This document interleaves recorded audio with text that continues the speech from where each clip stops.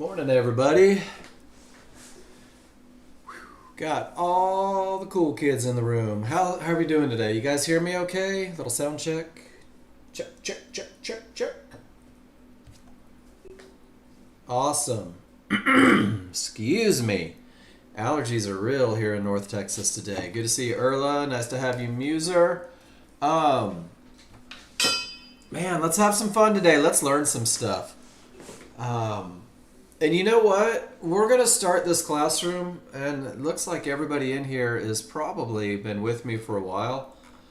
But guys, we're going to celebrate right off the get-go here. A gentleman that's been with us just a little over a week. And he takes the perfect trade. Takes the perfect momentum, got potential to break, perfect entry, smart risk, and he goes off and he catches his targets. And then he does it again, and he goes off and he catches his targets. And a weekend, this early in the morning, already up $5,000. And guys, what he's doing is what we're going to talk about today. I talk about the same thing every day. I talk about the same advantages. I try to give you guys the most simple, basic plan. And the truth of the matter is that if you just allow it to be simple, guys, life is good. Trading doesn't have to be stressful. Trading becomes just a product of if-then. Hey, good morning, Dunk. Nice to see you. Hamed, great to have you. I love having the new people, and I love it when you older folks come back too, guys, because the lessons are the same for both of you. Whether you've been with me for a day or 1,000 days. We're going to keep it simple. We're going to keep it focused, guys. And the one thing that I do every morning is I check news. Today is Thursday, August 29th. If you were watching the markets, there was a pretty good bump at 8:30. That high impact news caused the market to spike. If you were going the other direction, you got run over and slipped. So every morning I'm looking for high impact. I'm looking for medium impact. And me personally, I make the choice. I don't want to trade into it. I want to trade after it. I want it to get the market moving. And then I'm going to look for my patterns to be met. So 10 a.m., guys, we have pending home sales. This is a medium impact event. It does have the potential to change the market and what it's doing. So I would set a timer. I'd go, hey Siri, give me a timer, 9:58. Don't want to trade in the news. And then everything that I talk about each and every day, always, same thing. Broken Record Central coming from me, guys, is right from the trading guide. All the rules are right here. Everything that I talk about. This is where I go to gather all my smart stuff, guys. But what we talk about first every day, I spend my first hour talking about a high probability trade, talking about the high probability trend trade. And I do this for a reason. I do it because the high probability trend trade is a trade that typically wins 70 to 80% of the time. The high probability trend trade, guys, when you have that win percentage, hey, good morning, Zorro, you experience a tremendous amount of success, guys. And they say that confidence is the memory of success. So it makes sense that this high probability trend trade would increase your confidence. But the most important thing that the high probability trend trade does, guys, it's going to teach you to read your indicators. It's going to teach you to look at your charts and pick apart a couple things to make sure that advantages are present. And I want to tell you that everything we do is rules-based, guys. Everything that we do, you're entering for a reason. You're exiting for a reason. And that reason is that Nexgen has spent the last 27 years studying patterns in the market and created a very solid trading plan to put in your hands. And every time you enter the market with rules met, what you're doing is you're giving yourself a statistical advantage. You are giving yourself loaded dice or a weighted coin or whatever you want to call it, but the odds are in your favor. And reading your indicators is going to let you know when you have that advantage. And what you're going to find, and I was having a talk with a friend of mine yesterday who was a little distraught that Nexgen kept putting all these damn lines in her way. But she kept losing into the lines. She goes, well, it just feels like there's not a trade. I'm like, well, there's not a trade every minute of the day, guys. 90% of your day is going to be sitting on your hands doing nothing. 90% of the day, you're going to be like, oh, that's not my money. I'm going to wait for the best of the best. 10% of your day will be capitalizing on the advantages that you recognize and that you learned through the high probability trend trade. And this trade is only 3 rules deep, guys. That's it. It's not a lengthy process. Each rule gives an advantage.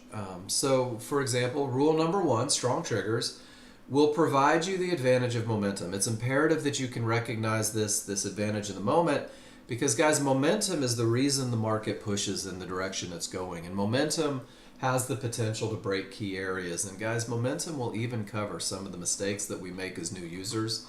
And once you have that advantage of momentum, you're going to make sure that there's nothing in the way. And we call these termination conditions, guys. And they're termination conditions because they can terminate the trend. Pretty clever, right? But if there's none in the way, you're going to have room to your profit targets. And if you have room to your profit targets, we're going to call that a clear path. Now, the way I teach this class every day is I focus heavily on momentum and clear path because these are the two that are going to stick with you for the rest of your trading life. Momentum and a clear path are enough advantages to have a consistent, profitable trading plan. Momentum and clear path is enough to get you into trades that are likely to win more than they lose. And then rule number 3, this is going to change as you change. This is going to grow as you grow. But initially, rule number 3 is going to have you entering the market where the market is most likely to continue, guys. And this is going to be your entry area. And it's going to be used to reduce risk and to maximize profit potential. And I'm going to say it again. Simplicity is the easiest way to get to where you want to be, not focusing on the things that don't matter. If you're driving down Avenue A, it doesn't matter if there's a red light on Avenue C. You're not even near it. And that's kind of what we're going to do. And I stink at analogies, by the way. So we're going to focus on 3 rules, guys, and we're going to make it happen on only 2 charts. On your large chart, you've got 2 charts when you open up the workspace. There's the one on the left and the one on the right. And I'm going to tell you right now, guys, that's all you need. That's it. You're going to want to build more charts. You're going to want to give yourself more information. And maybe when you get a little more comfortable with what you're doing, it's appropriate. But I'm telling you right now, 2 charts is all it takes to find success, guys. Large chart, small chart. And your large chart is a very slow-moving chart. It's a very broad stroke of a brush. And the first bar, the most current bar on your large chart, will actually get 66% of the work done, guys. Rules 1 and 2, giving you the advantages of momentum and that clear path, happen on the large chart. And it's going to define the direction, the momentum, the areas. Guys, the large chart leads the way. And if it doesn't tell you that it's time to look for a trade, then there's no reason to even go to the small chart. I mean, you could literally keep it minimized, not even looking at it until your rules are met on the large chart. But when they are, when you have that momentum, when the path is clear, guys, it's time. It's time to hop on it. And your entry chart, the small chart, is a fast chart. It's a refinement chart. And what you'll find is that inside of that 1 bar on the large chart, let me see if I can find a picture. I should probably add this to the slideshow.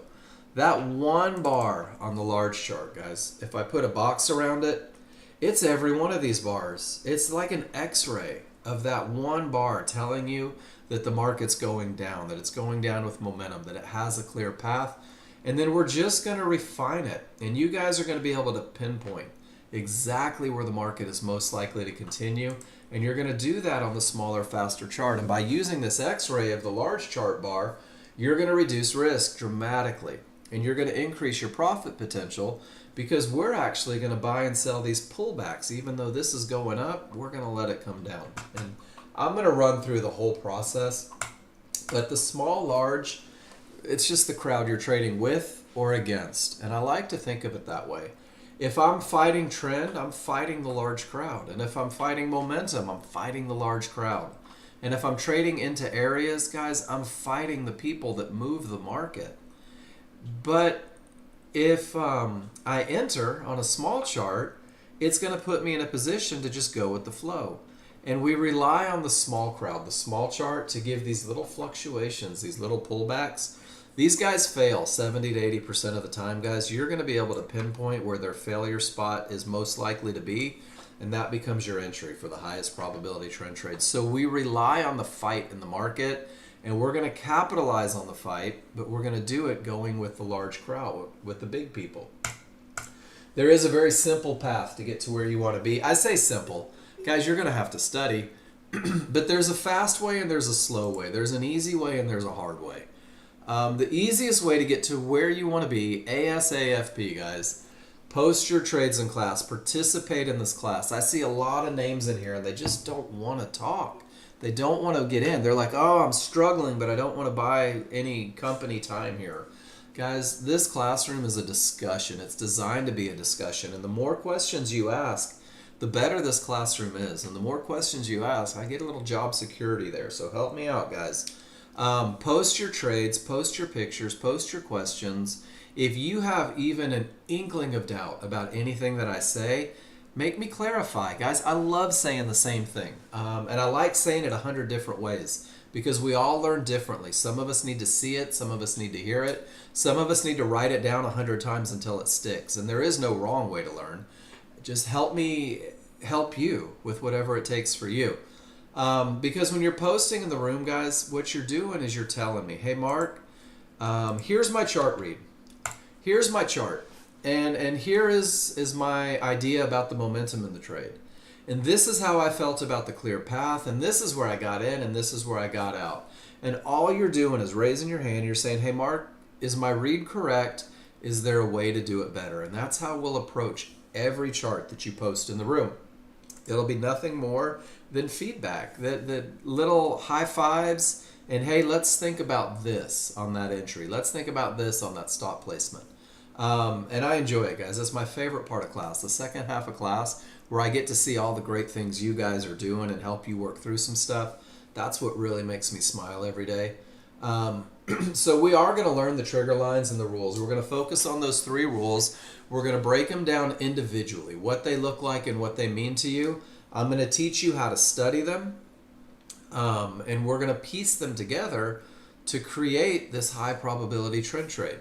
As you guys simulate, guys, I want you to practice, and not only because I want you to practice trades, but I want you to practice getting into the market on NinjaTrader and getting out of the market and moving your stops and scaling your charts, guys. Practice the mechanics that go along with the rules so that when it's time to trade, you're not worried about stops and targets and all that sort of stuff, and being able to move them.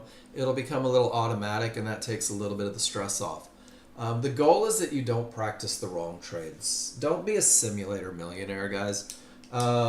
It's easy to start, I'm going to trade 100 contracts on simulator because it feels good to make $13,000 on every trade. But the reality is, if you're not following rules, if you're not entering the market because you have an advantage, you're getting lucky. And if you're getting lucky, it's almost like they have cameras in your office. That luck runs out the second you go live. Seen it a million times.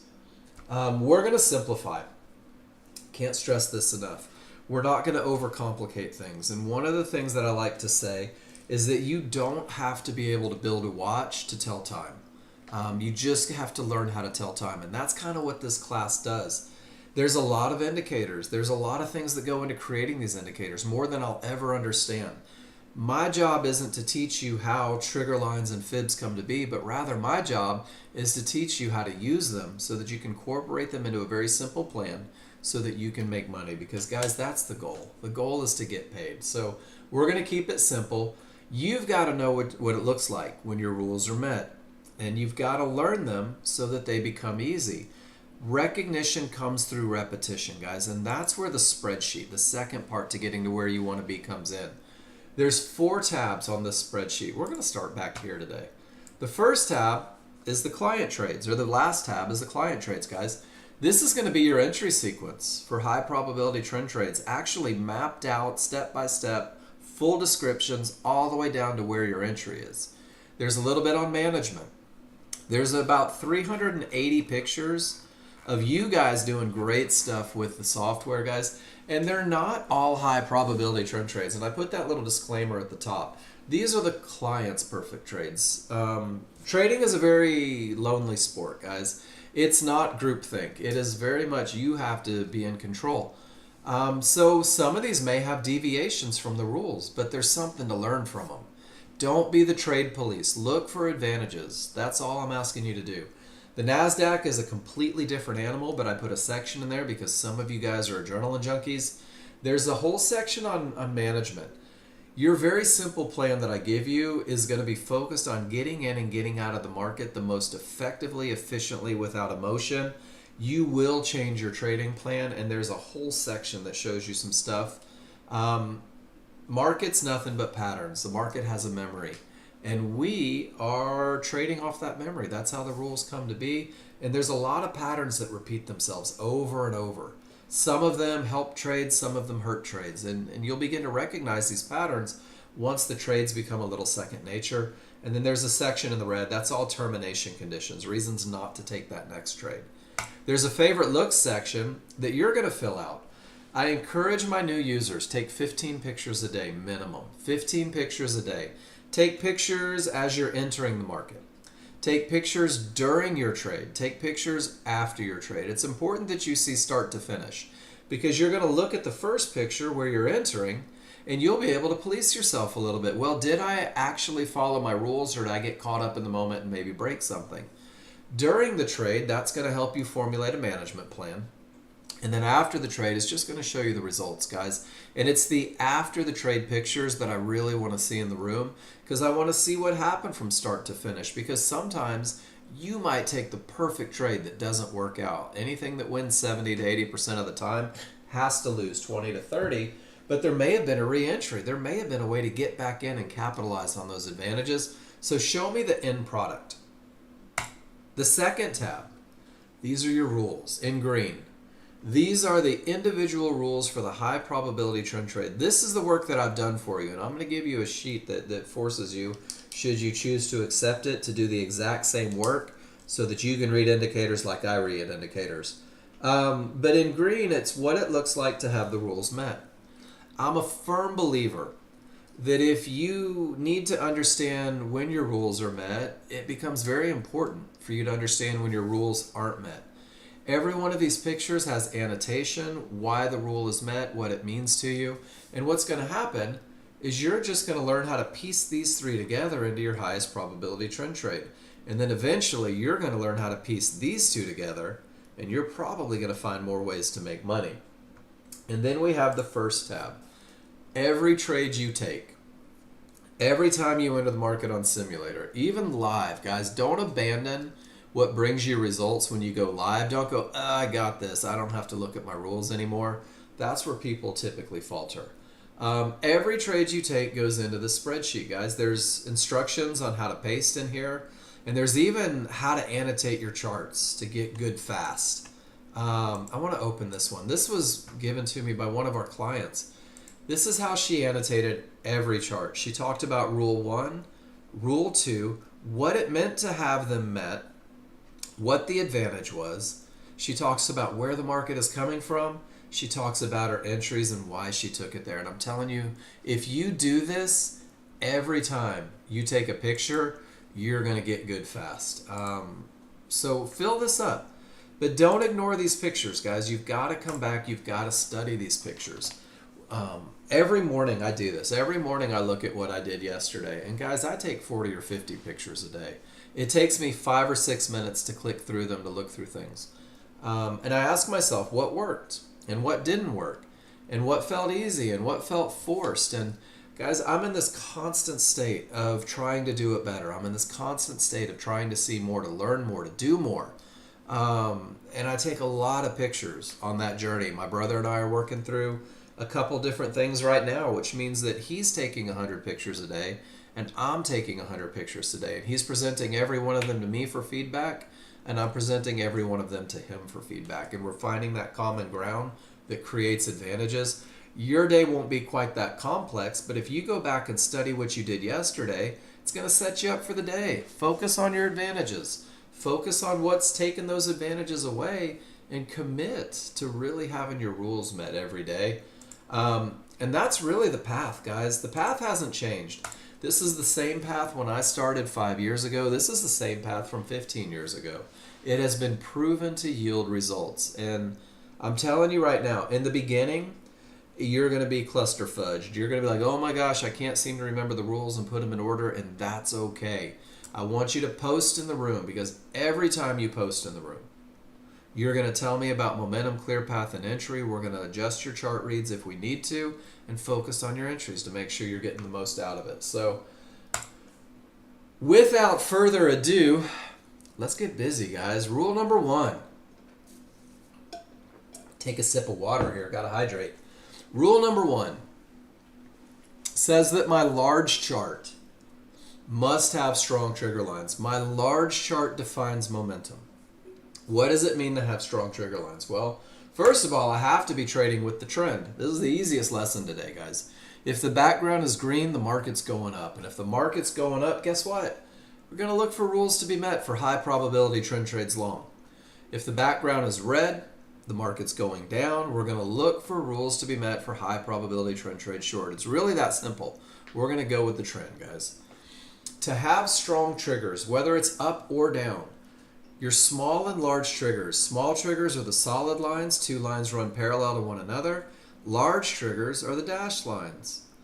They have to be the same color as the background. If they're not, if there's a little indiscretion there, if they don't match, you do not have strong triggers. That makes it pretty easy to pick out this look. And then strong triggers means that your small triggers are above the large triggers. Your large triggers are widening, they're opening up. There's no boogie in flat triggers, guys. And it's the separation between the two. It is that gap between the small and the large triggers that lets me know that the odds are favorable for the market to continue up, or that the odds are favorable for the market to continue down. I want you to picture scissors that have opened. And when scissors are open, you can cut. And when scissors close, when the small triggers work their way back inside of the large triggers, guys, this is a weakening of the large triggers. And when I have weak triggers, anything can happen up or down. So there's 2 very key phrases. Odds favorable momentum. The odds are favorable for the market to continue. Anything can happen. And guys, there's only one that produces an advantage. There's only one that makes me feel good about taking a trade, because I want the odds to be favorable. I don't want it to be a coin toss, because when I have weak triggers, this is when key Fibonacci areas tend to hold. This is when you get those retracements from the middle of nowhere. And weak triggers is just not an advantage. And the easiest way to recognize this stuff, let me open up a large chart. Strong triggers, separation. And guys, you could take pictures, and I can't make you take pictures, but I sure wish you would. You can take pictures and you can say, that's where the scissors open, that's where the scissors close. And guys, this becomes your range where you're looking for those rules to be met. And see these tails that happen when you have strong triggers?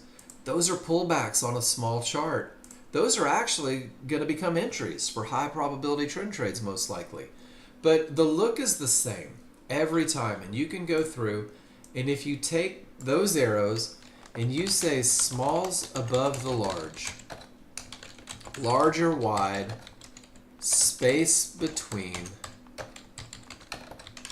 strong triggers. It's a lot of words for just one look, right? Odds favorable momentum, OFM. Rule 1 met. And I want you to ask yourself, if I went through and I took a dozen pictures and I annotated them like this, would there ever be a mistake about what it means to have strong triggers? What do you think, guys? Because this is part of the study process, going in and finding this, sharing it to your screencast, opening up your spreadsheet, and dropping those strong triggers pictures in here. So I'm going to give you another one into the spreadsheet. This is how you get to where you want to be. You get to where you want to be, not from taking trades, guys, but from studying the looks so that you can find them. Whoops. Is everybody good with that? Strong versus weak. Know the difference. Take pictures.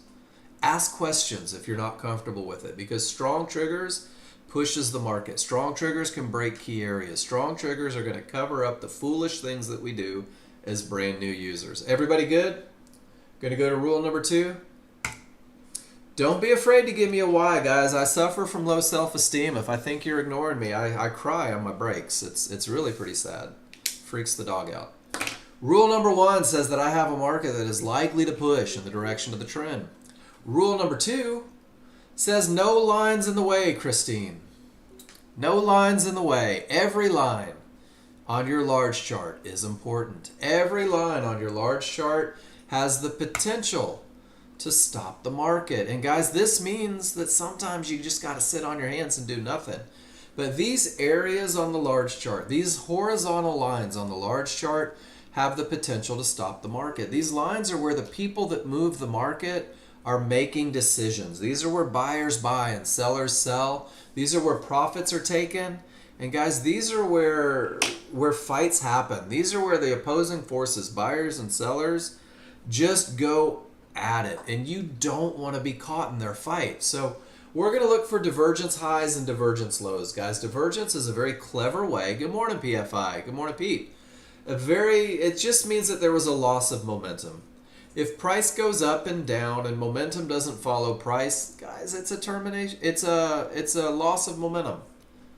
You'll see it from a blue line. You'll see it from a pink line, cyan, magenta, whatever you want to call it. We're going to look for resistance and support and yellow 1-to-1s. And guys, these areas all equally have the potential to stop the market. And the recipe to determine is very simple.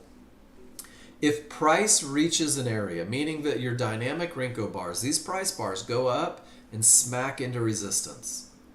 If they trend down and they hit support, the only thing you have to do is ask yourself, where are my triggers? If my triggers remain below resistance, I've reached the termination conditions. Rule number 2 says, hey, no more trades into this area. It might break, it might reverse, it may just bounce for 3 hours. I don't know. But what I do know, and what I'm encouraging you guys to believe, is that if price reaches an area and your triggers remain below resistance or above support, it's okay to do absolutely nothing. It's all right to sit on your hands. Because what happens, let's take a picture again. Let's have fun. Let's see how many termination conditions we can find in one picture. Well, there was weaker triggers, and that didn't work, but that's not a termination. There's support. Look at that. There's support holding again on the move up. There's resistance. Resistance. Support. Triggers didn't break through resistance. There it is here. There it is here. Does everybody see how many times these lines either created an untradeable bounce or stopped the market and pushed it down? Guys, these lines are where the large crowd are making decisions, the people that move the market. So the simple rule, price reaches an area, this sets off the decision-making process by the people who move the market. If the triggers, nope, they don't suck up price like a magnet. Not so much. Good morning, Cindy. I've been saying that since Monday. It's almost Friday. If the triggers remain below resistance or above support, that area may stop the market. And guys,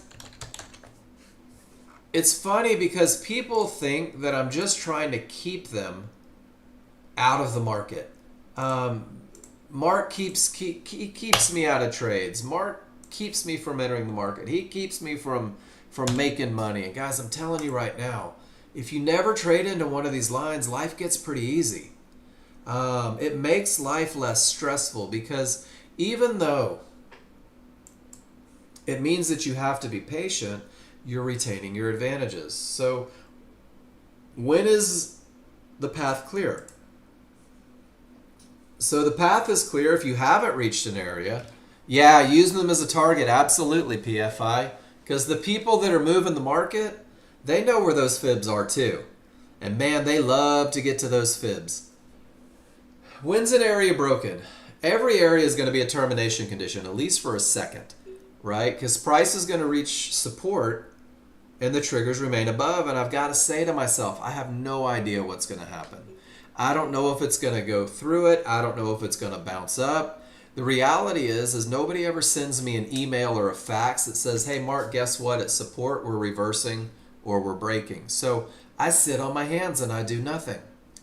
And then when the small triggers and the large triggers get below support, now the path is clear. And that path is clear until the next area is reached.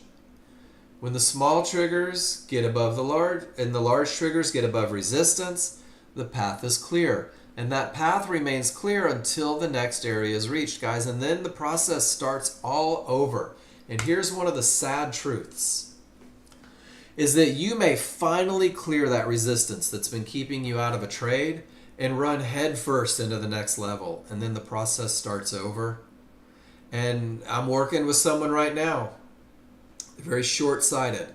And you've got to respect every line, because what happens is you may have 3 in a row and you're going to start thinking to yourself, man, this stinks. I can't take trades. This is horrible. I want to go short, but I keep hitting these stupid lines.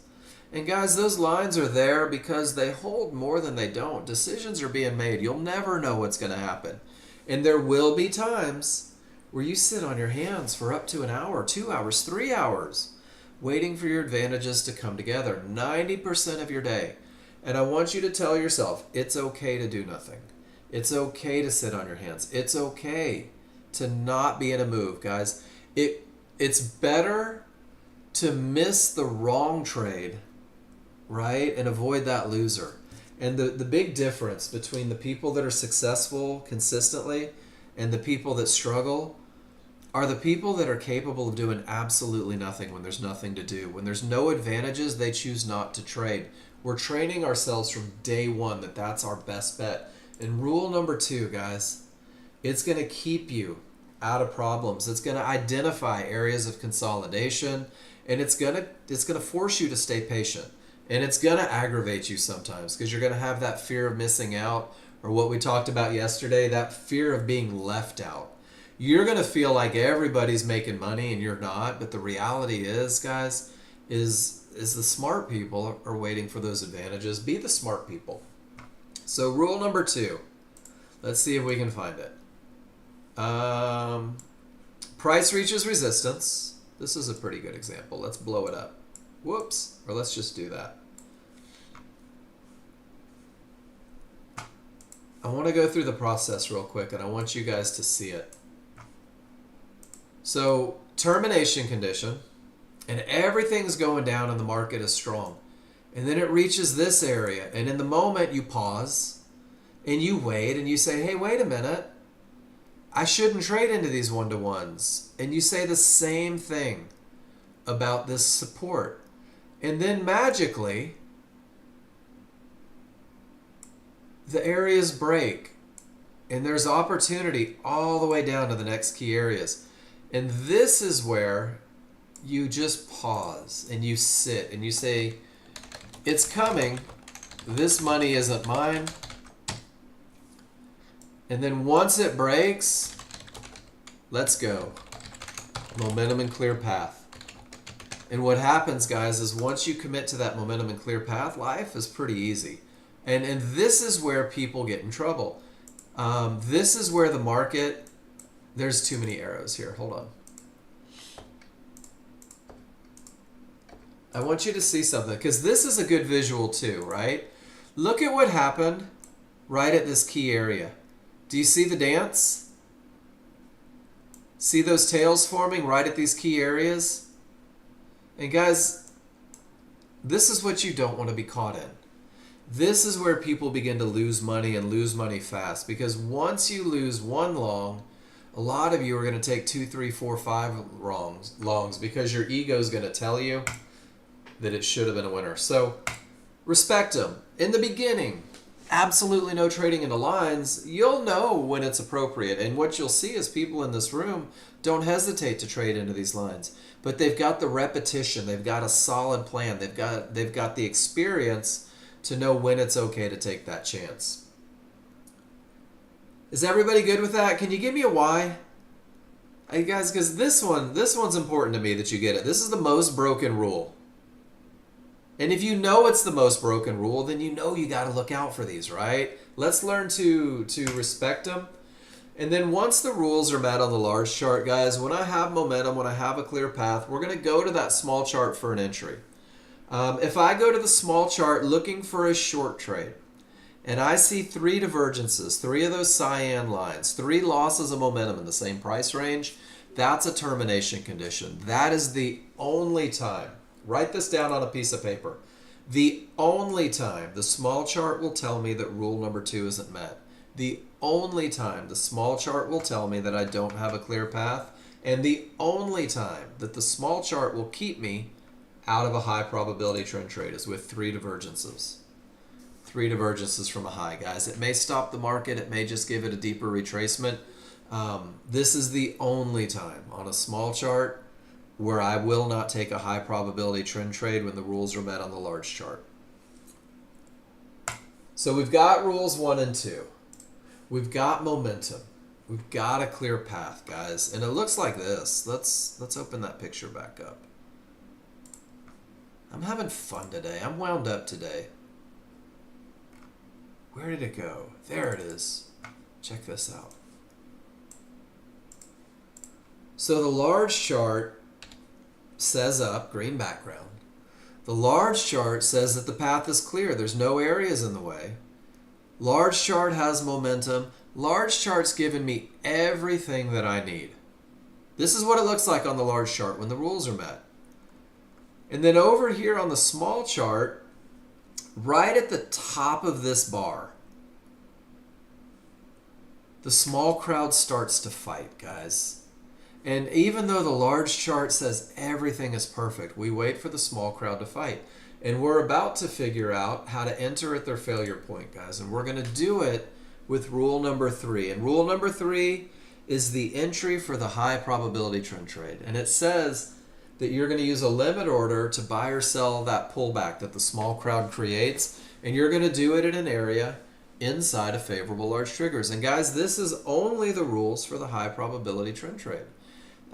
You can't use this checklist for a momentum trade. You can't use it for Ron's jumping in trade. You can't use it for an HVA trade or a counter trend trade. This is only the entry. Rule number 3 is only the entry for the high probability trend trade. So we're going to take advantage of that push, and we're going to use a limit order to buy or sell a pullback at an area. The areas on the small chart: fibs, mid bands, yellow 1-to-1s. One is not more important than the other. The rules say areas, and each of these areas, fibs, mid bands, yellow 1-to-1s, carry equal weight. And the key is we want them inside of triggers. And for brand new users, you really want to see them inside of favorable large triggers. This is where the advantage is the highest. This is where the risk is the least. And the precision is just, it's outstanding. Favorable large triggers means that the large triggers from your small chart, which are these solid large triggers, same ones that we're going to use to establish momentum, and the large triggers from your large chart, and they look like this on the small chart. They've got steps. We call them synthetic triggers. One trigger is not more important than the other.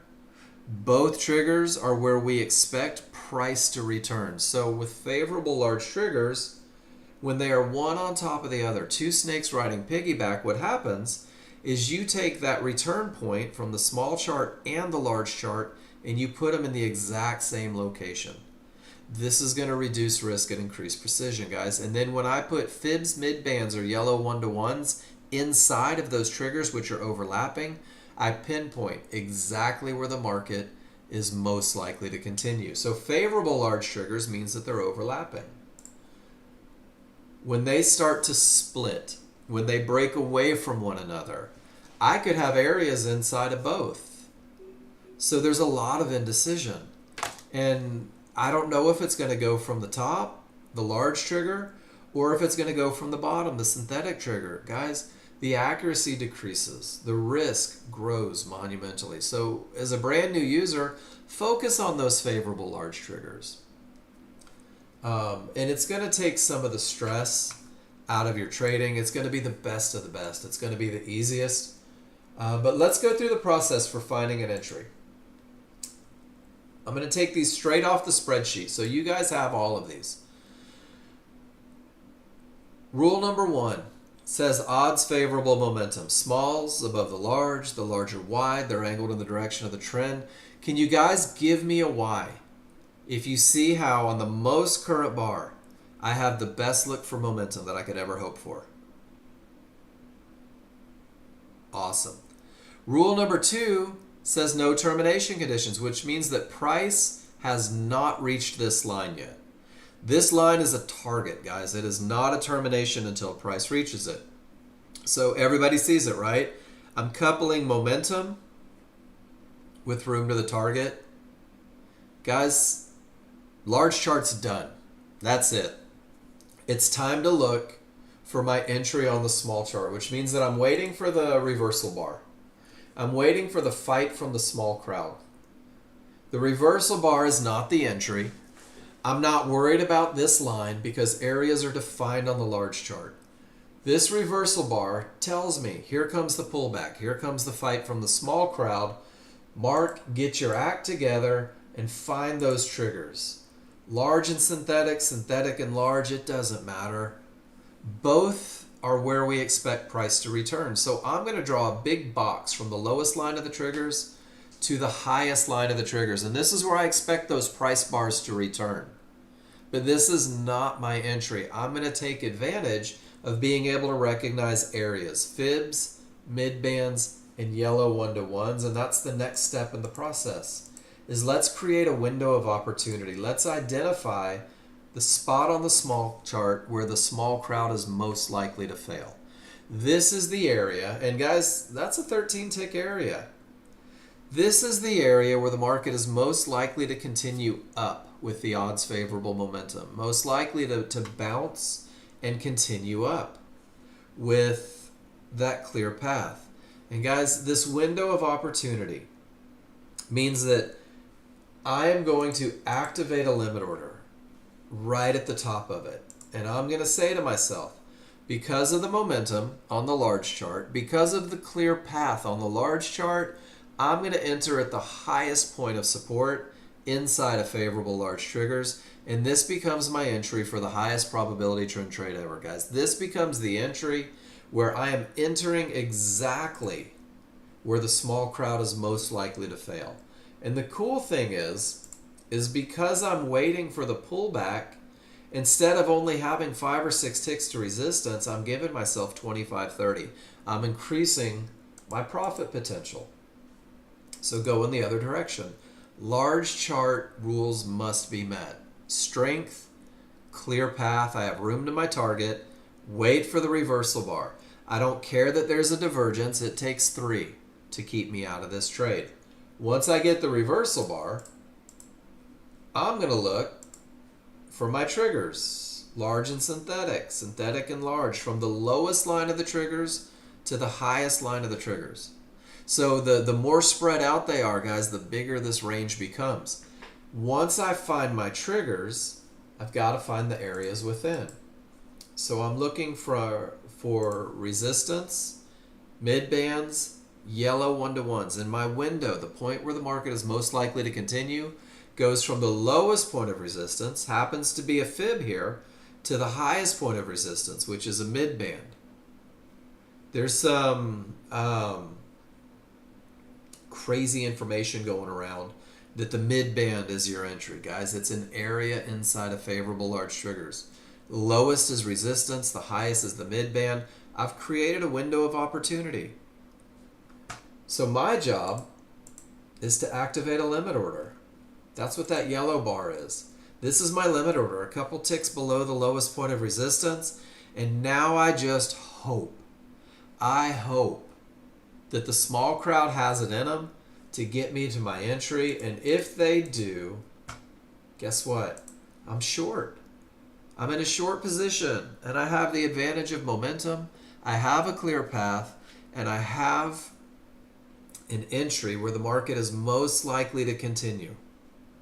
And guys, this is your best of the best trade. This is the one that typically wins 70 to 80% of the time. This is the one that creates confidence through the memory of success. This is the trade that teaches you to read your indicators. There's that window long, guys. Reversal bar, find your triggers, see your areas, get in at the top of that window. This time it happens to be the mid-band. Reversal bar prints, find your triggers, where's the area, enter just below the lowest point.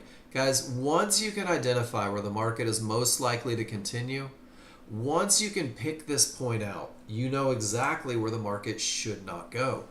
The market shouldn't go past those trigger lines. The market shouldn't blow through those areas inside of favorable trigger lines. That's where your advantage lies. So if it does, if this is part of that 20 to 30% where the small crowd has it in them to ruin your day, guys, your first stop is 4 or 5 ticks beyond the trigger lines where the market shouldn't go. And you're going to teach yourself from day one that it's okay to take losers, that it's all right to not win every trade. I've never met anybody that wins every trade. Never. In the history of teaching this class, I've never met a 100% winner. We're trading patterns, guys, and this pattern wins more than it loses, which means every 10 trades you take, that's going to hit that stop 2 or 3 times.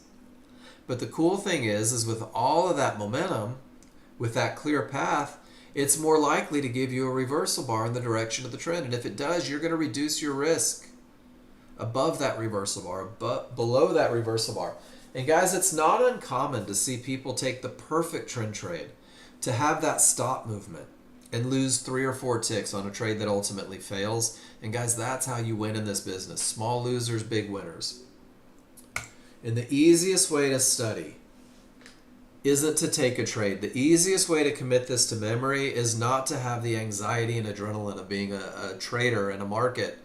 It's to go back and take pictures, guys. And these tails on the large chart are a great way to study. If I circle the tail, we've got the full recording going. If I circle the tail on the large chart, and it lines up with an area of support inside of favorable large triggers, guys, this is your high probability trend trade. This is the best of the best. And you didn't make any money on this trade, right? You didn't enter, you didn't exit, you didn't do anything other than say, yep, that's my look. Take that picture, go to your spreadsheet. I'm telling you guys, I'm going to push this spreadsheet today. Go to your favorite looks. And I want you to drop it in there. And I want you to say something clever. Like, never miss this long, you dummy, right? We're building trust. We're building trust in a methodology that has been proven to win more than it loses. We're building trust. You're learning how to study it. I'm glad this makes it clear. And Richard, it's so easy to want to do it yourself. Let me read what Richard said so people on YouTube can't see it. Hope you're recording this. This makes it so clear. Maybe I'm just understanding better by attending your training. Excellent sessions showing the window of opportunity. Very clear. Boom. I love that. And Richard, what happens is people buy this software and they rent this software and they feel this entitlement to be able to make money instantly with it. But there's a method to it. And I teach the easiest method. So until everything that I talk about becomes second nature, hang out in my class. And then if you get outside of class and you find yourself making mistakes, hell, come back to my class. Teaching this class is what makes me happy, guys. Let's go see if we can find one of those bars.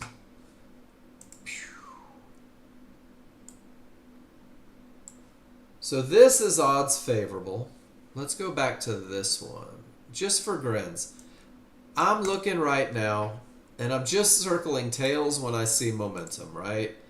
Not really momentum, not really momentum. There's a little tail with some momentum and a clear path. So we're just going to circle a few of them, and we're going to see what they look like, guys. And all we're doing right now is we're talking about the patterns. This one pulled right back to a mid-band, right at the base of those synthetic triggers, and it finished the move down to support. That's pretty cool. That was probably a way to make some money. This pulled right back to yellow 1-to-1s, right inside of favorable large triggers, and that was probably an opportunity to make some money. Notice the bounce when it finally made it to support? Crazy, right? We talk about this every day. Let's scroll back and look at this tail. This mid band is floating in between the two areas. Do you guys see that? It hit an area. It hit the area in triggers. It hit the area in between the triggers. Guys, this is not favorable large triggers. But here's the deal. With that much momentum, if you enter at these yellow 1-to-1s, if you enter at that mid band, you know exactly where your stop has to go. And this is kind of what that methodology does for you, is when you begin to realize that these synthetic triggers are an area where price may return, you might say to yourself, that risk is cool. I'm all right with it with this level. Let's take that momentum down to support. But we're keeping it very basic in the beginning, guys. We're keeping it very simple in the beginning. And the easiest way to get to where you want to be, aside from posting in the room, using that spreadsheet, is, guys, become a chart reader. And this first handout is designed to make you a chart reader. All this does is it says, hey, let's recognize strong triggers. Let's take that picture the same way we did together in class. Let's annotate why they are strong and what it means to me. Do that 25 times, guys. Fill out that 101 section. You're never going to miss strong triggers. Do the same for weak triggers so you know when your advantage is gone. Take a picture of a clear path. Check it out. Let's see what it looks like. Small and large below resistance. The path is clear until we reach support. Guys, it's a very simple look. And then do the same thing on termination conditions. Well, what's it mean to reach a termination condition? It means that price reached yellow 1-to-1s. The triggers didn't break. Rule number 2 is not met. I'm telling you, if you do this, the likelihood of you trading into that 1-to-1 when the triggers don't break is slim to none. And it keeps you out of these losers. That's the goal, guys, is to win more than we lose, to get paid. So I'm going to give you guys that. I'm going to give you a high probability trend trade checklist that shows you exactly what it means to have the rules met. When a termination reverses the market, guys, that's a strong bottom. And a strong bottom is a precursor for the highest probability trend trades you can take. A strong bottom, no triggers through, is the precursor to the momentum trade that we teach, for the HVA trade that we teach. Strength in triggers, weakness in triggers. Never confuse the two. I'm going to add something to you here. Price reaches an area, no triggers break, no trades into the area, the path isn't clear. Small triggers and large triggers get above the area is broken, the path is clear, let's look for an entry. Your second trade revolves around this center look, guys. When the small triggers smash through an area, but the large triggers are lagging behind, if you have odds favorable momentum, if you have the strongest trigger look, this area has the potential to break, but it's only potential, which means that it's not a clear path. We call this a 50-50 look, 50% through, 50% not. Guys, this is the most lost trade among new users. And I'm going to give you a rock solid plan to have the best chance of success with it. But it's only the potential to break. It is not a guaranteed break. You can see right here, it didn't break. The market went up.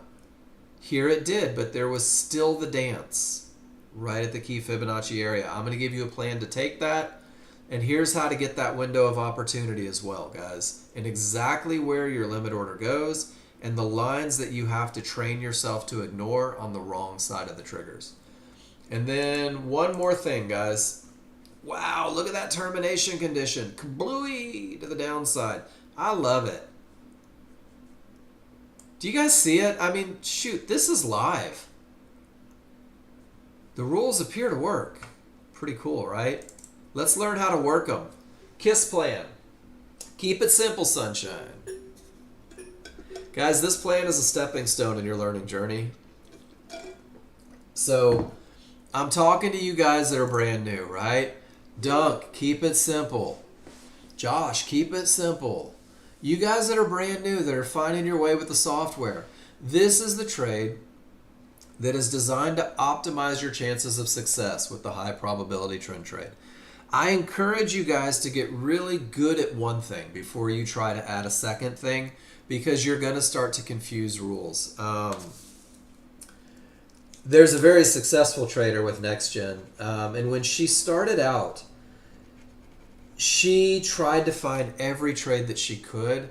And what she did is she kept mixing up her rules. And I very lovingly told her that she was bastardizing the rules. And once she focused, she found success, guys. And if you've ever spent any time over there in Traders Chat, you see Sapphire killing it every day. She learned from the high probability trend trade, and then she learned to find her own way from it. So this is your stepping stone. This is the best of the best.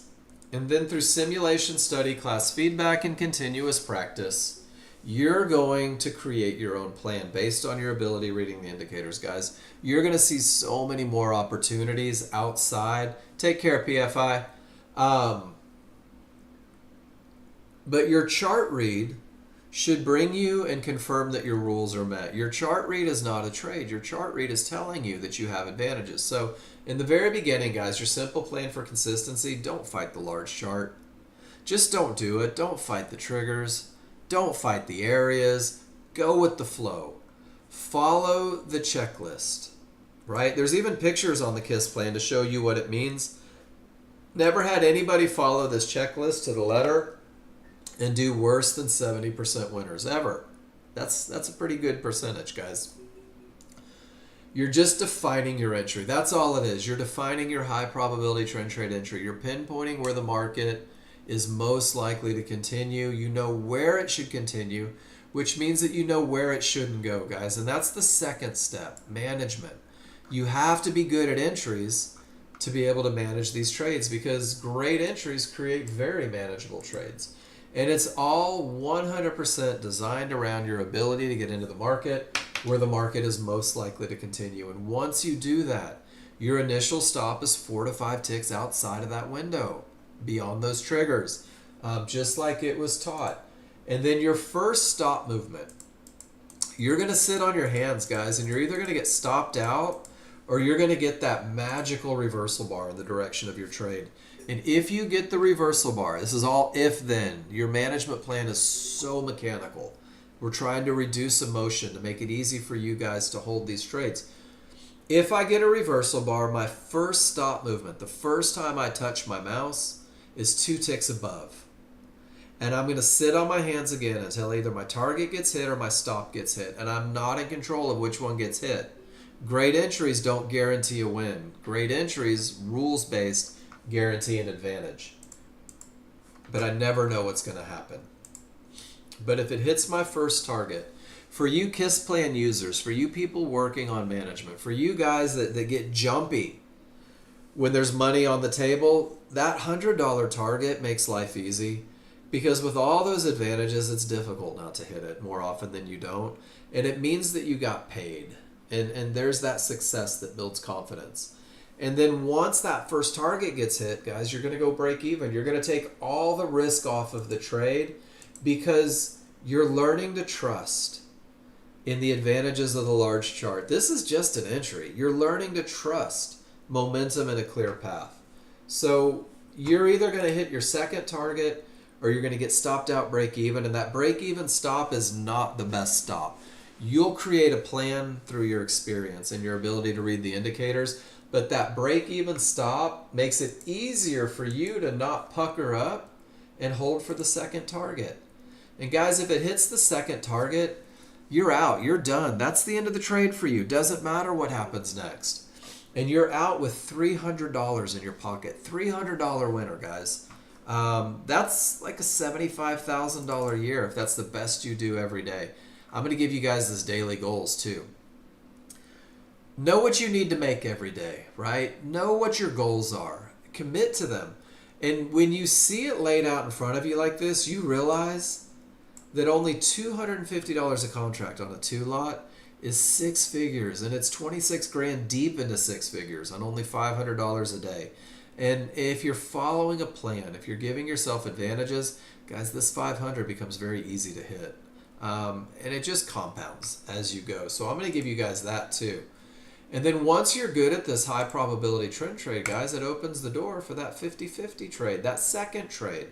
And there's very solid rules on how to take it, but make sure you understand this one, because you need the lesson from a strong top or bottom to be able to follow the rules on this trade. And you need the lesson from momentum to be able to follow the rules. And you have to recognize divergence to be able to follow the rules. So do one thing well and then incorporate the second. And you'll be amazed at where you end up with this software. So, wow. Let me give you guys everything that I just shared in the room. This is the Chart Reading 101. This is the High Probability Trend Trade Checklist. This is the KISS plan. This is actually my PowerPoint. The order of pictures that I use to teach the classroom every morning. It is that chart reading. It's that daily goals. And then there's one more in there for you guys. You know what? I'm going to put my spreadsheet in there as well to make sure that you guys have access to all of those pictures. And then there's one more in there. And this one's called exit conditions. And I include this because I want you guys to understand this. Entries are half of what we do. It's only half of the trade. So there's two things that you have to know.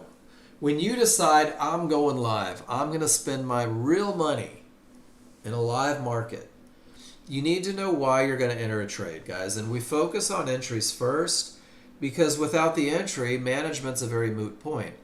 But then you have to be able to manage it. You have to know why you'll exit the trade. And this is where even bad trades, not bad trades, but trades that fail are still a money-making opportunity, guys. Once you have a plan, and you have to commit to having the rules met, and that tends to be the hardest thing for most of us because emotions are real. We're all human. But rules are based on patterns that have been proven. You should test them. And I'm going to tell you right now, you should come into this room assuming that I am full of crap and prove me wrong by following these rules and see if you can come up with more losers than winners. And the more consistent in action that you become, guys, the more consistent in profits. All we're doing is we're focusing on the method, not the result, because it's the process that yields the results. And rules help to remove the emotion, guys. So this is a pretty cool one. If I'm in a high probability trend trade, initially, my KISS plan, that's my exit. That's it. That's all I'm focused on. And most people are going to grow outside of this when they learn to read their indicators. So then you start finding these other patterns that say, hey, wait a minute, let's manage more aggressively. Let's take some profits off. Let's get to break even, right? Let's wait for a re-entry. And all of these are very real for the high probability trend trade. And then when you add the 50-50 trade, there's a different set of reasons that you may get out of a trade because it's a different trade.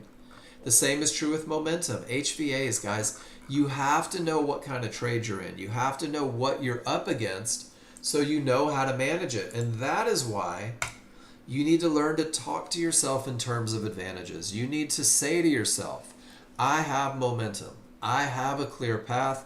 This is the best of the best. That was James. He's not in here today. He said that. He showed up to Nexgen 100% committed to hating this software. 100% committed to proving that we were snake oil salesmen. It took him less than a week to buy a lifetime license. Because he did the work. Guys, if you do the work, you'll realize that it does work. And the other thing is if you've been with me for a while and you're struggling, the easiest way to refocus, and this is how the KISS plan came to be, was to refocus the stragglers, is to go back to the KISS plan, to commit to the very most basic form of using the software, to resorting back to the highest chance of success. Get your mojo back, right? And usually people that do this discover that they don't need all those trades that they're trying to find. And every successful trader that I know, through Nexgen anyway, started with a high probability trend trade, focused on the basics, and then they just came up with their own thing. They came up with their own plan. And guys, this classroom isn't dedicated only to the high probability trend trade. As you begin to develop a plan, I encourage you, let me be a part of it. Let me help you with your chart reads. And there's a lot of people, and I'm looking at different names, and you guys all have different trades, right? Ron has a different trade than Tom. And Tom has a different trade than Christine. And Christine's doing different things than Josh. And Josh, who knows what Josh is doing, but it's probably not what Gino's doing. So make it an individual sport. And while there's great lessons everywhere, everything every day is going to resort back to this. And this is what we're going to talk about for the next 2 hours. Your trades. We're going to look at them. And this is where I take a break. This is where I go sit on my hands. Look at that. Directly into one-to-ones. Crazy, right? Gino, you got your ears on?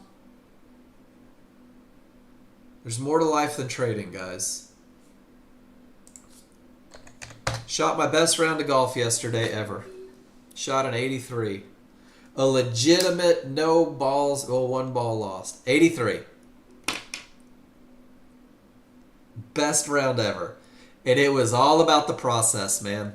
Every time I stood over that ball, I said, easy back, easy forward. I literally said it out loud before every shot.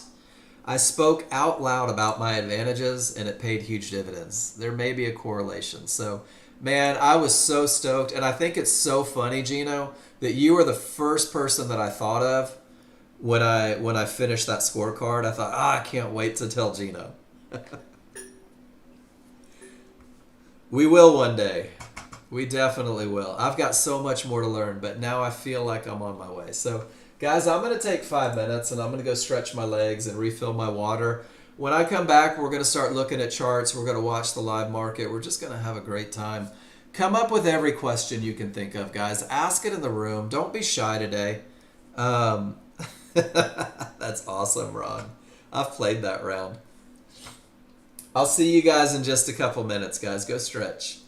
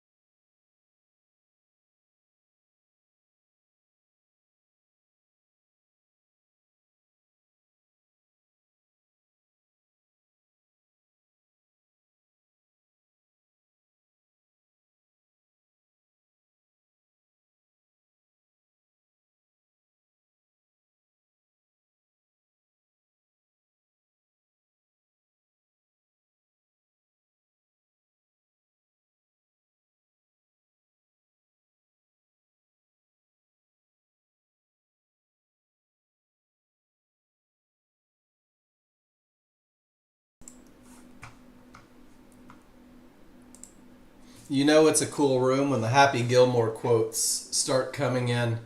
Um, good stuff. Guys, I'm going to go up to the very top of the chat box and we're going to start looking at charts. And there's a couple things that I want to say. The first thing is I'm not grading you. I'm not judging you. I'm not deciding whether or not you're a good human being based on the trades that you take. I am 100% looking for momentum. I'm looking for your path, and I want to talk about your entries. And I want you to see this. Tom says, odds favorable momentum?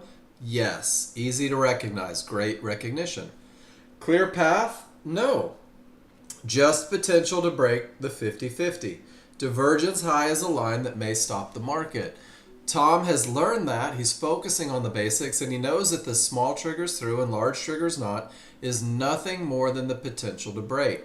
But he says with a pullback to areas inside of those triggers, well, it's actually in between the triggers, right? Let's see what he wrote. Entered close to the yellow 1-to-1. Price moved quickly and the divergence high got printed. That would have invalidated the 50-50, but you were filled. Stop loss was initially 12 below the blue fib at 74.24 and then was moved 2 ticks below the reversal bar.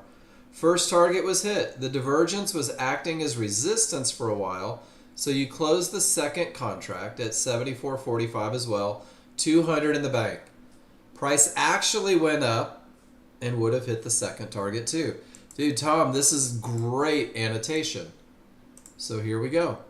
Odds favorable, yes. Clear path, no. It's another one of those 50-50s. I'm telling you guys, this is the most taken trade. Initial buy limit was at the mid-band. Did not get filled, so you entered with the reversal market. So guys, this is exactly why we annotate charts. Tom, we're going to take a picture of your picture.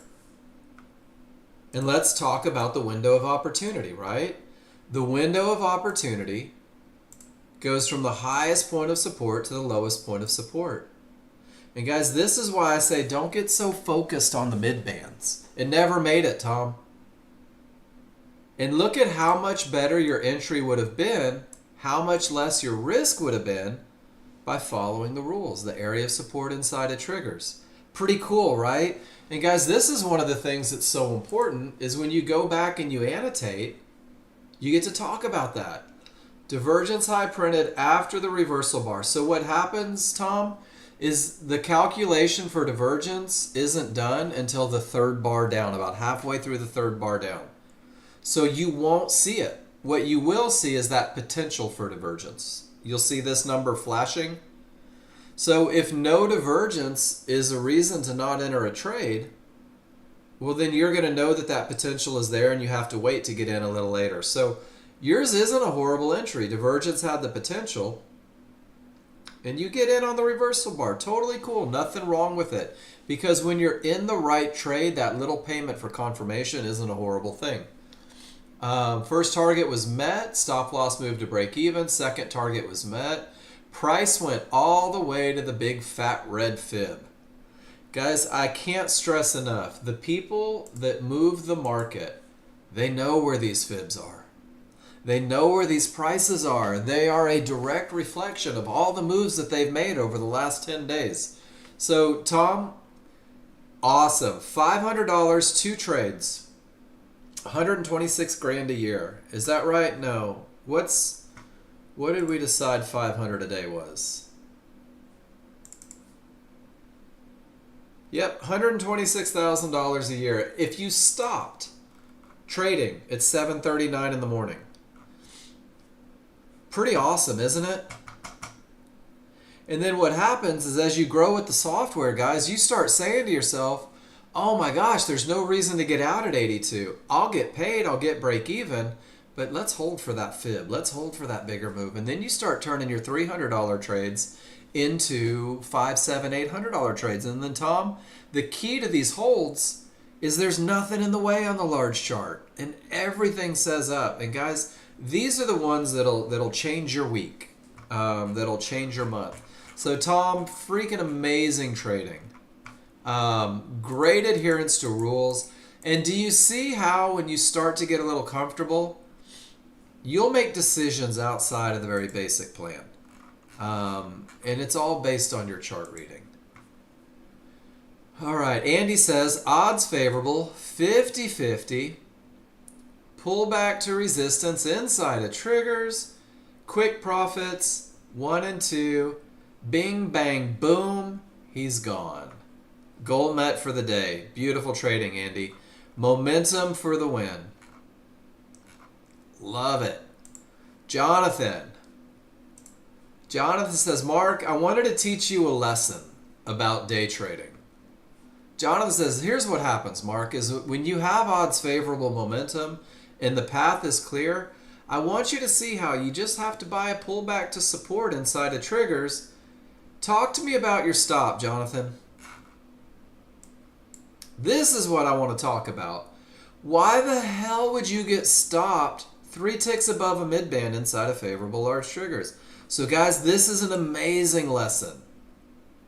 Is it choppy for everybody? Okay, 1 second. Hold on.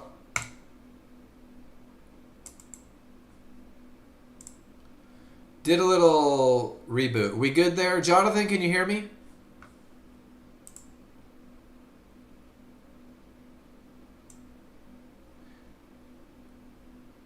Here's the window of opportunity. Jonathan, can you hear me? Give me a Y, because this is your chart. I'll type it out too. Cool. Your window, where the market is most likely to continue, highest point of support to lowest point inside of favorable large triggers. Jonathan, you took this entry dead, I mean just beautiful, right? And then you got stopped out inside of the window of opportunity. What happened? Because your initial stop belongs here. And then once the reversal bar prints, you're right there. And dude, you are home free to Moneyville.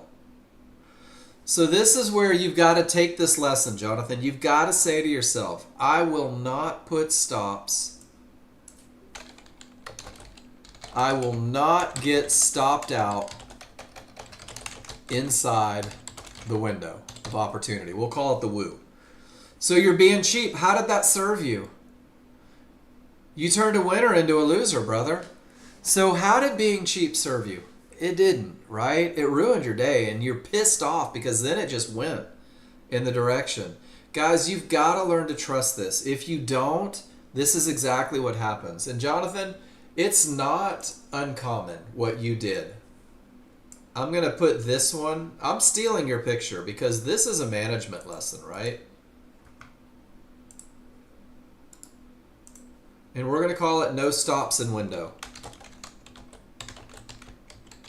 So Jonathan, when I went live the first time, I got the ever-loving crap kicked out of me because I didn't have rules. I didn't know what I was doing, why I was doing it. I didn't have a plan for entry. I didn't have a plan for exit. And I lost $5,000 in a few hours. And guys, I didn't have $5,000 to lose back then. And then when I went live, Jonathan, I did what you did. I would take the perfect entries with the greatest advantages, and I would be so terrified of losing that I would lose 2 or 3 ticks instead of holding on, or I would only make a tick on it because I would go break even too soon. And what happened is I would literally trade an entire day with the best entries, and I would be down $150 in commissions because I refused to let them do what the large chart said they were going to do. So I encourage you guys, if you're too scared to hold, and Jonathan, I'm not calling you a coward, but if you're afraid to manage, if you don't have a plan for management, get on simulator, right? Inflate those testicles. Get brave and let him come hit a few stops. And you'll be absolutely amazed. But you're a coward, Jonathan. God, I don't like to say that because you're really not. Because you don't trust. Does that make sense? Guys, if I don't believe that this is going to go up more often than it doesn't, I'm going to make poor choices with my stops. I'm going to make emotional-based stops. I know, I've done it. I've been there. But look what happens when you keep it very methodical, right? Very mechanical. Everybody's a coward doing this at first, Jonathan. But when you just have a plan and you stick to that plan, what it does is it helps pull the emotion out. It really does. And dude, I don't want you to feel bad about what you're doing. It's just a growth opportunity. But you've got to make these mistakes, right? It's imperative that you make these mistakes so that you can grow from them, so that you can learn from them. It was a beautiful trade, by the way, Jonathan. Well, Christine, we need a little ovarian fortitude out of you then.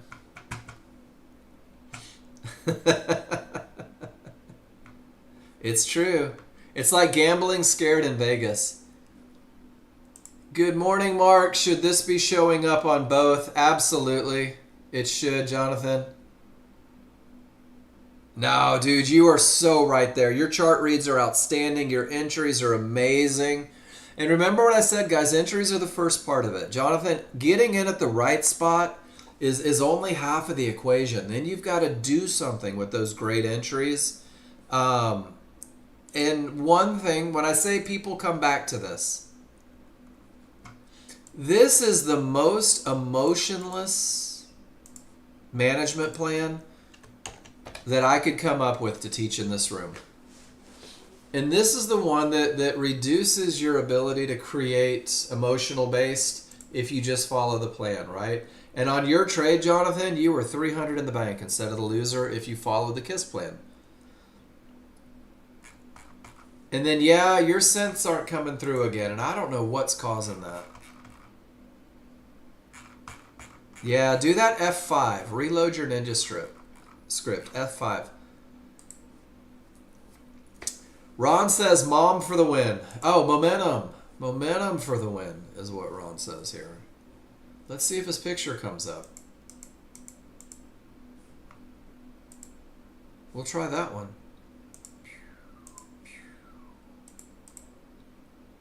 There it is. Let's see what Ron's talking about. Everything says up. He gets past all the trouble spots. Everything is strong. And Ron says, hey, check this out. That's $440 in a minute. $440.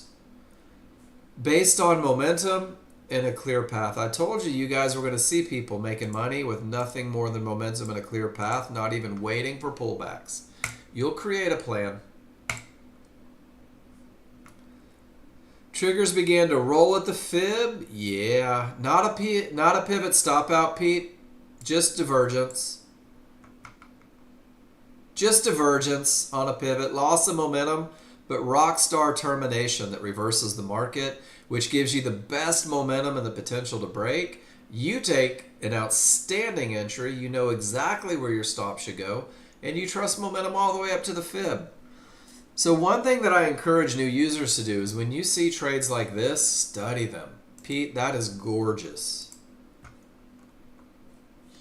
Once again, termination.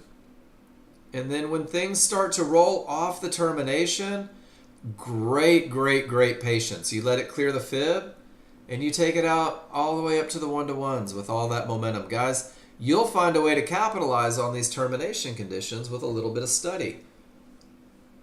Beautiful, Pete. The pullback, and he just says, let's get to the right side of things. Nice patience, man. And then, really, again, you were sleeping, that's okay. So check this out. Termination, odds favorable, everything up. Pete was asleep, but he woke up and said, this one's going to the fib. Look at that look. And you still were able to make money on it. Great job, Pete. And then with everything still going, you said, let's get back in and make a little more money. Great trading, Pete. And not one of them into a line. It's like I don't even know you anymore. And then Jonathan, odds favorable, faith in the system, a new rule. So you think it's going to be the mid-band, right? And you're like, oh, that mid-band's in the middle of nowhere, Jonathan. So you waited for a reversal bar. You take the first one off the reversal bar, and with nothing in the way, you said, let's just hold this thing. That's faith in the system. Did it go to 55? Did it hit your fib?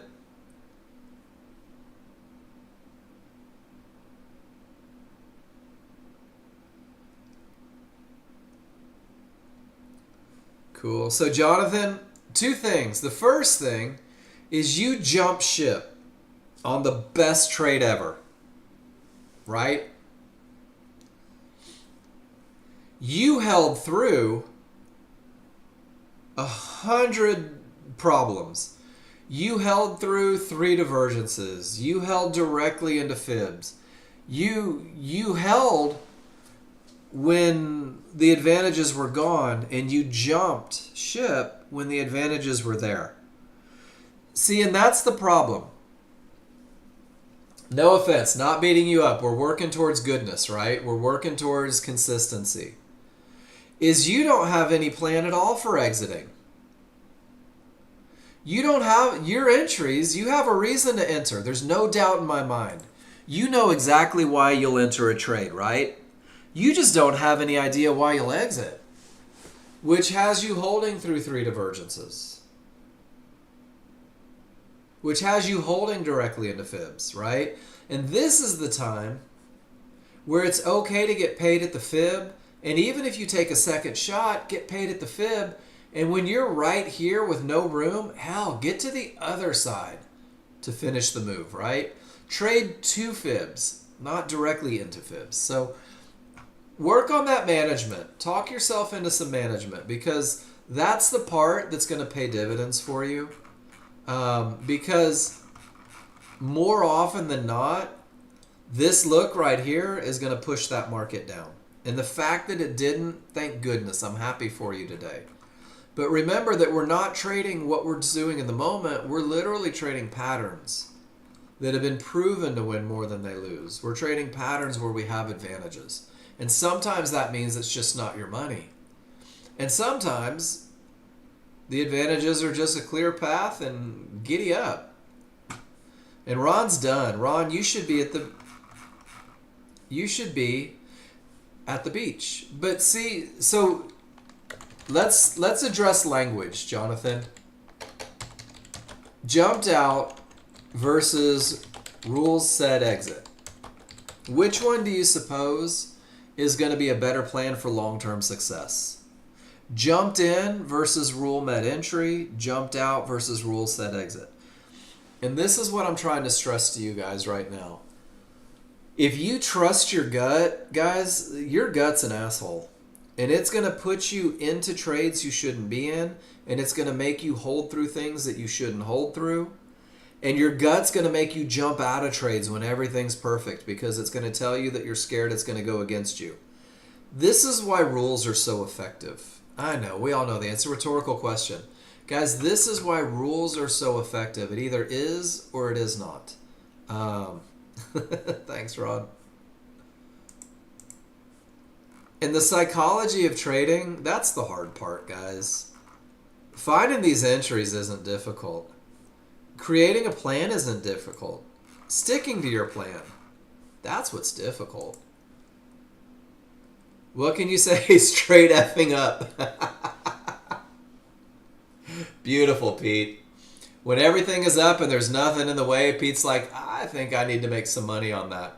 That's not a high probability trend trade, guys. This is a JTFI. And take it to the fib. 46 ticks in 2 minutes. That's not a bad morning. And you are so close to your goal. You and Ron can go to the beach together. But here's the one question that I want to ask the classroom. Does everybody see that he got in on the other side of trouble? Does everybody see that? He got in on the other side of trouble. And he took it up to trouble. And guys, it's this space in between the decision-making process where the easiest money is made. Trading it, look at this, into the fib look at the bounce. Into the fib, look at the bounce. Right at the fib, look at the bounce. Clear the fib. Holy crap, here we go. And now the bounce is starting right at the fib. Guys, this is one of the greatest lessons that you can ever take in, to realize that trading into lines is harder to make the world a better place. Trading from lines, odds favorable, clear path, giddy up. There it goes. That's where the magic happens. Gino knows it. Everything says up. You got a couple lines there. Best momentum. Great entry. Gino putting on a lessons. I like it, Pete. You're not going to know what to do with the rest of your day, because now you're not going to be making up for those trades in determination conditions. There's always something to learn, right? Always something to learn. Gino, you've got the best momentum ever, but you're like, man, it's not perfect. It's the NASDAQ. I'm not going to fight those small triggers. Let me get in on the right side of things. And then just beautiful all the way up to resistance. And then here you jump in. That's a little late, Gino. That one's a little late. Or is that just, that's not the entry. That's just the triggers rolling. So this is it. Gino, high five yourself. Absolutely gorgeous. You don't have to catch all the moves, guys. Catch the best moves. Erla says, hold it. I've read this book. Everything is up. Everything is up. Everything is up. Let me get paid on the way up. Oh, look, it tried to come down but couldn't. Let me get paid again. Beautiful. And notice that it all starts with odds favorable, momentum, clear path, strong triggers. You know, I say it every morning, guys. Once you get good at identifying momentum and a clear path, there are so many options. There's so many options, guys. And you don't have to be in every move. You have to be in the best moves. And then you don't have to know what's going to happen next. But what you do know is that if you follow these rules, it gives you a trade that wins more than it loses. So let's see what we have. Odds favorable, right? Clear path, right to the mid band at the bottom of the triggers. It overruns a little bit, and off it goes. We'll see what happens. This is one where you might wait for a reversal bar because the line's on the wrong side of the triggers. You might say, I think the mid band is perfect, but let me get them going in the right direction, guys. And if you got in at 43, you already made 100 in your break even. And everything says up.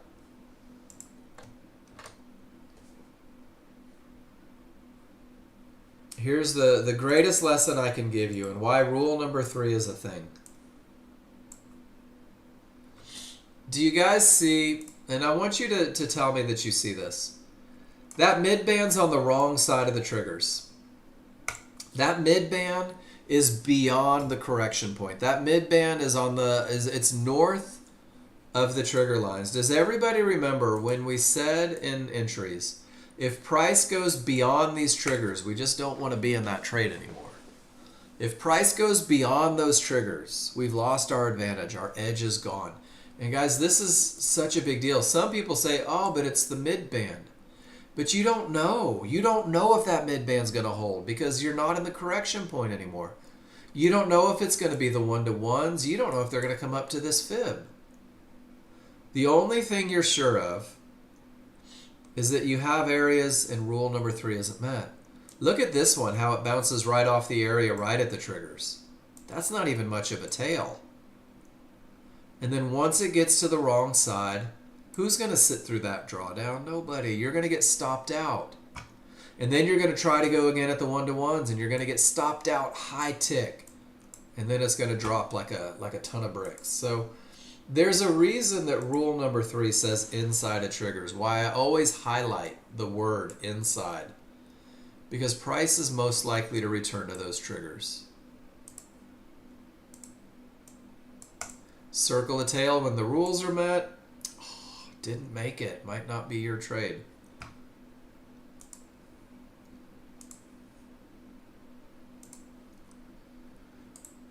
Once again, we've made it through all the pictures. We've made it through, look at that. There's that confirmation. Is it? How so, Kurt? It's just going up right off a termination condition. It went down right off a termination. It went up right off a termination. It went down with weak triggers. It continued up with momentum.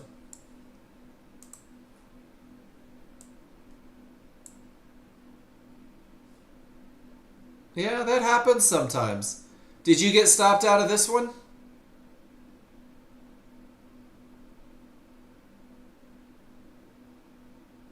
One trade break even? Let's see it. Let's see what you did. Guys, I'm telling you, share everything. Win, lose, or draw. Share everything. The way you're going to get to where you want to be is through feedback. I promise you. I get feedback every day. Feedback is so important to me. Look at this. Weak triggers, no areas inside of favorable large triggers.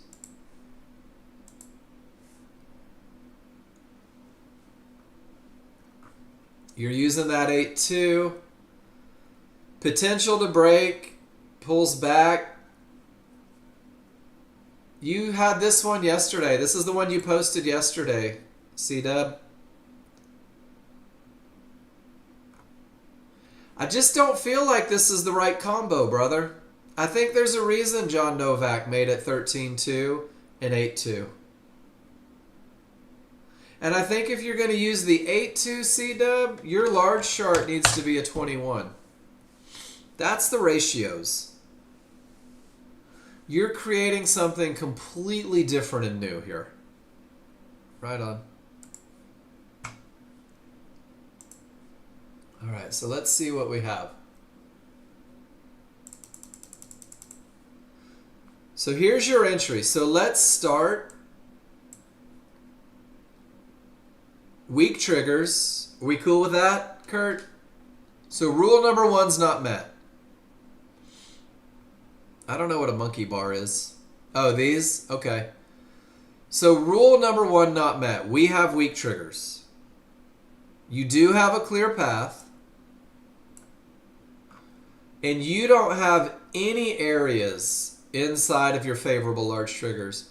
So you literally broke rules 1 and 3.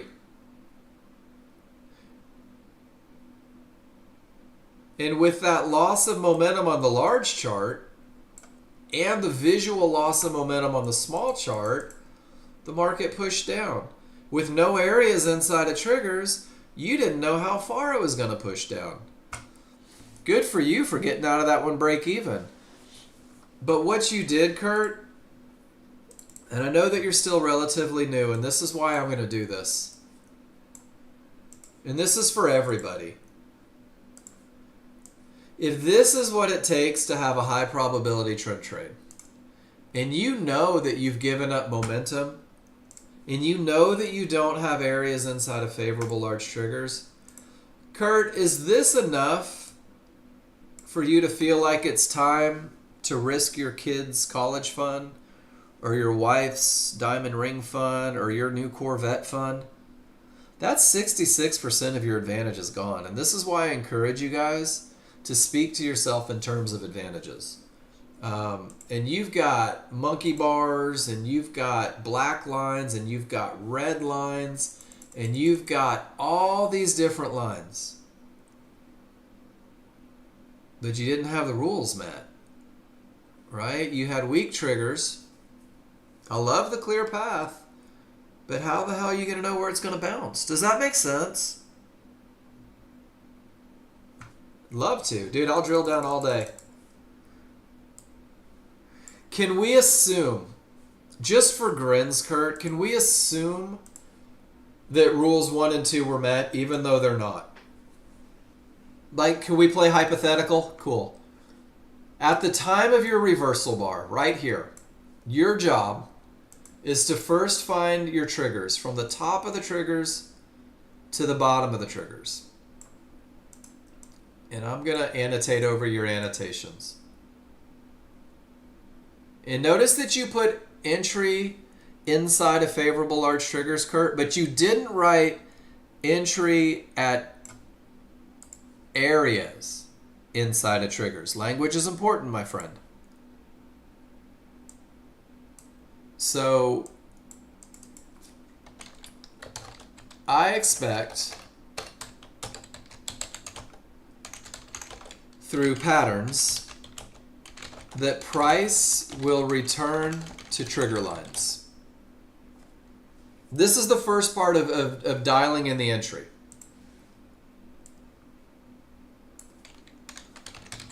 Rule 3 says I need an area inside of those triggers to give price something to bounce off in the direction of the trend, momentum, path. So what we're doing is the trigger lines are where I expect the market to return. Lines are what I expect it to bounce off of. So once there's no lines inside of those triggers, I don't have any idea how far down that market is going to go. I've gone beyond my correction point, Kurt. So you see this a lot, and it's pretty common. And let's see if we can find an example. The lines were a little bit outside, and sure enough, it goes lower. It goes outside of those triggers. Here it returns to the triggers, but not quite the line. Here it pulls right back to the synthetic triggers. There's no lines. But it almost always comes back to the triggers, and once those lines are on the wrong side, look at how far up it went. Does that make sense? So I'm this crazy, like, I really do believe that words have power, that they're very, very important, right? So now I've got a clear path without momentum. Do you see it, Kurt? But what I do have is a line right at the triggers. So I have a clear path, and I have a potential entry. The only thing I'm sacrificing is momentum. And that's my fourth divergence in the same price range. So if I feel like I want to take a long trade, I don't have the momentum to push it up. Maybe I wait for a confirmation bar. Maybe I say I need a bar in the direction of my trade. And if I get that bar in the direction of my trade, cool. And then when I don't, see how it starts blowing right through it? It's crazy, isn't it? Great picture, Kurt. Great picture. Awesome lessons there. The more advantages you give up,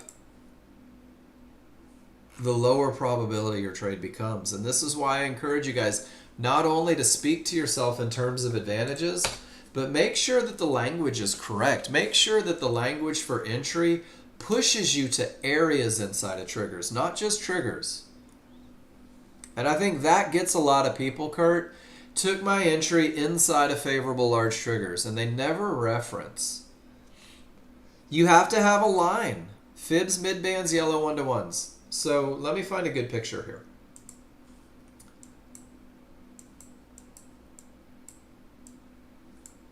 This is a pretty good picture.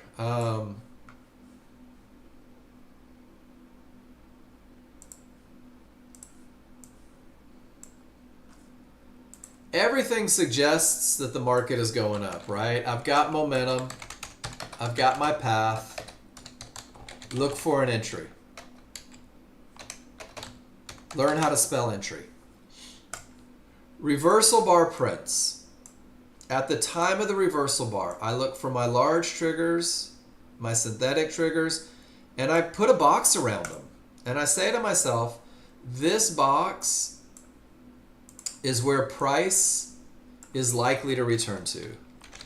This price is my correction point for the large and small charts. Large triggers for both. Make that a little bigger. And then the idea behind entries is I don't expect Triggers to stop the market.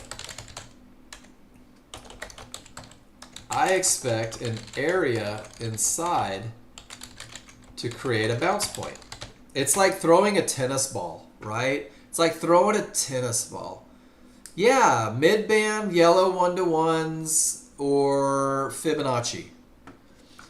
So what happens, and this is exactly what happens, is when it blows through the correction point, I don't know what's going to stop it. I don't know if it's going to be the mid-band. I don't know if it's going to be the 1-to-1s. I don't know if it's going to be this fib, right? I don't know if they're going to end up pulling down to this mid-band. Once I'm on the wrong side of those triggers, it's a guess. So one of the things that you can do is when you're like, it's close, but it's not great, that bar right there, that bar going in the direction of momentum, going in the direction of the path, it buys you a little bit of patience. And you just say to yourself, you know what? If I get a reversal bar somewhere in this area right here, I'll take the trade. My risk is established. Life is good. Areas create bounces. Man, great picture, great lesson. Because a lot of times people get stopped out way on the wrong side of those triggers. And even worse, they put their stops like days past the triggers and take huge losses that are just unnecessary. So thank you for the lessons, man.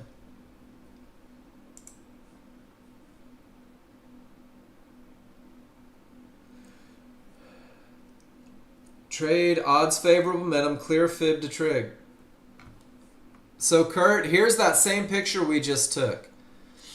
The lines are on the wrong side. He gets in on the way up off the bounce. And then Jonathan, you get out at those large triggers against you. I got no problems with that. You said this could be my problem spot. Let me get paid.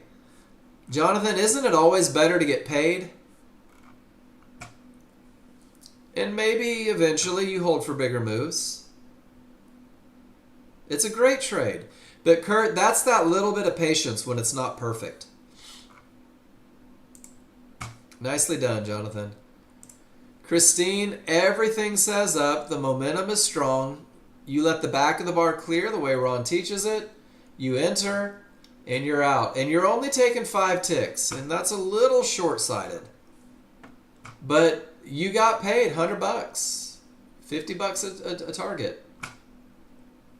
It adds up. Nice job, Christine.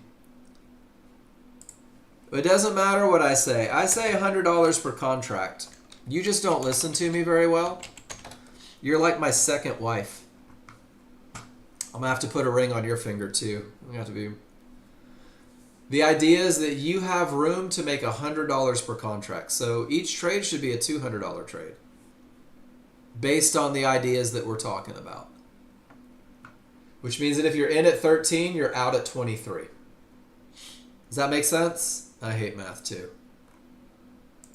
Great look though. Nice trade. Gino, you get in at the mid band right there, or at the just above support, and yours are inside of the triggers. Stop is great, first target, and then when divergence prints, you get out. Beautiful trade, Gino. Uh-oh, here we go. Directly into a termination condition, and that one didn't work out. You see the difference between the ones that won and the ones that didn't, Gino?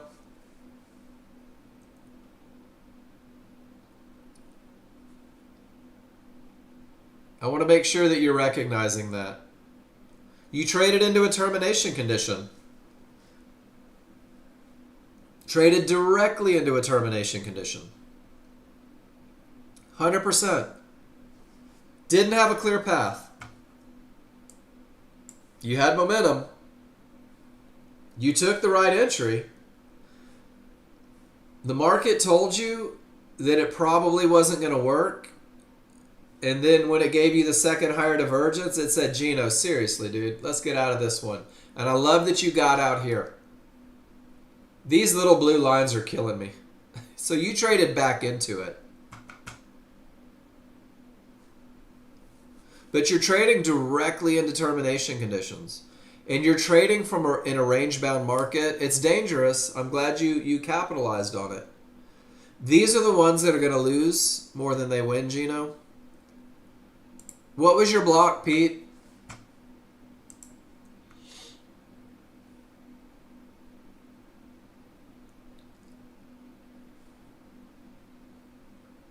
Figure I'm going to kill you? I don't care what you do, Jonathan. It doesn't matter to me. You can fight triggers all you want. You can trade into termination conditions all you want. You can have no areas for entry. You can just jump in arbitrarily when the small triggers, large triggers, synthetic triggers are all up. Doesn't affect my life one bit. Chances are it's going to affect yours.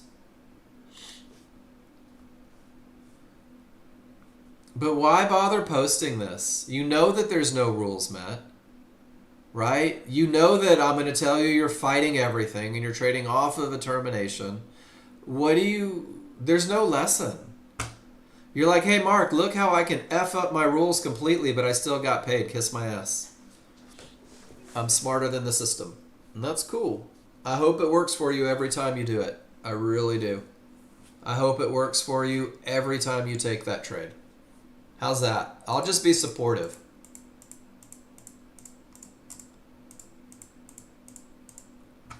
I know there's a million red flags. I hope he doesn't break your heart this time.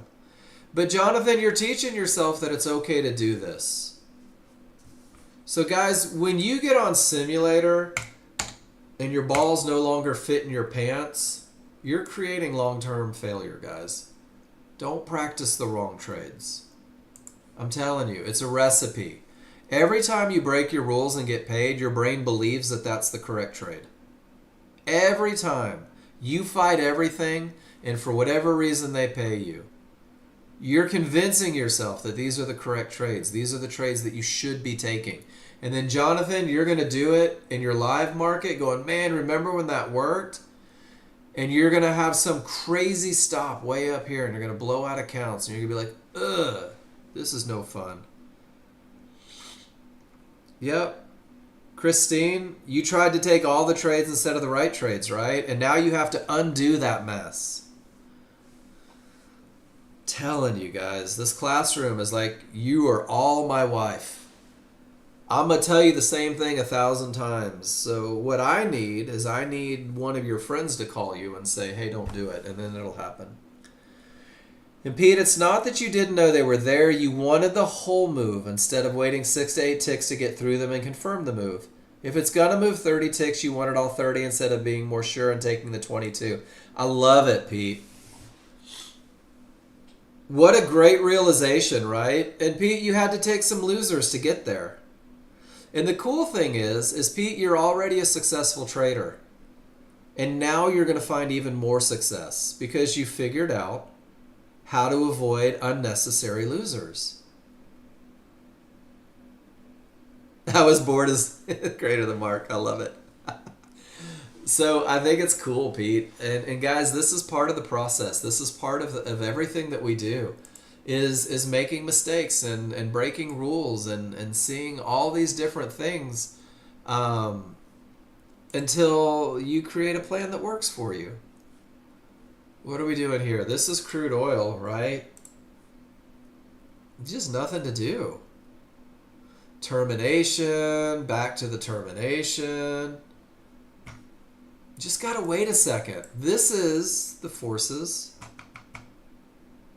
fighting. Yeah, I know, Pete. I tried to nicely say it every time you did it and point out when you lost more than you won.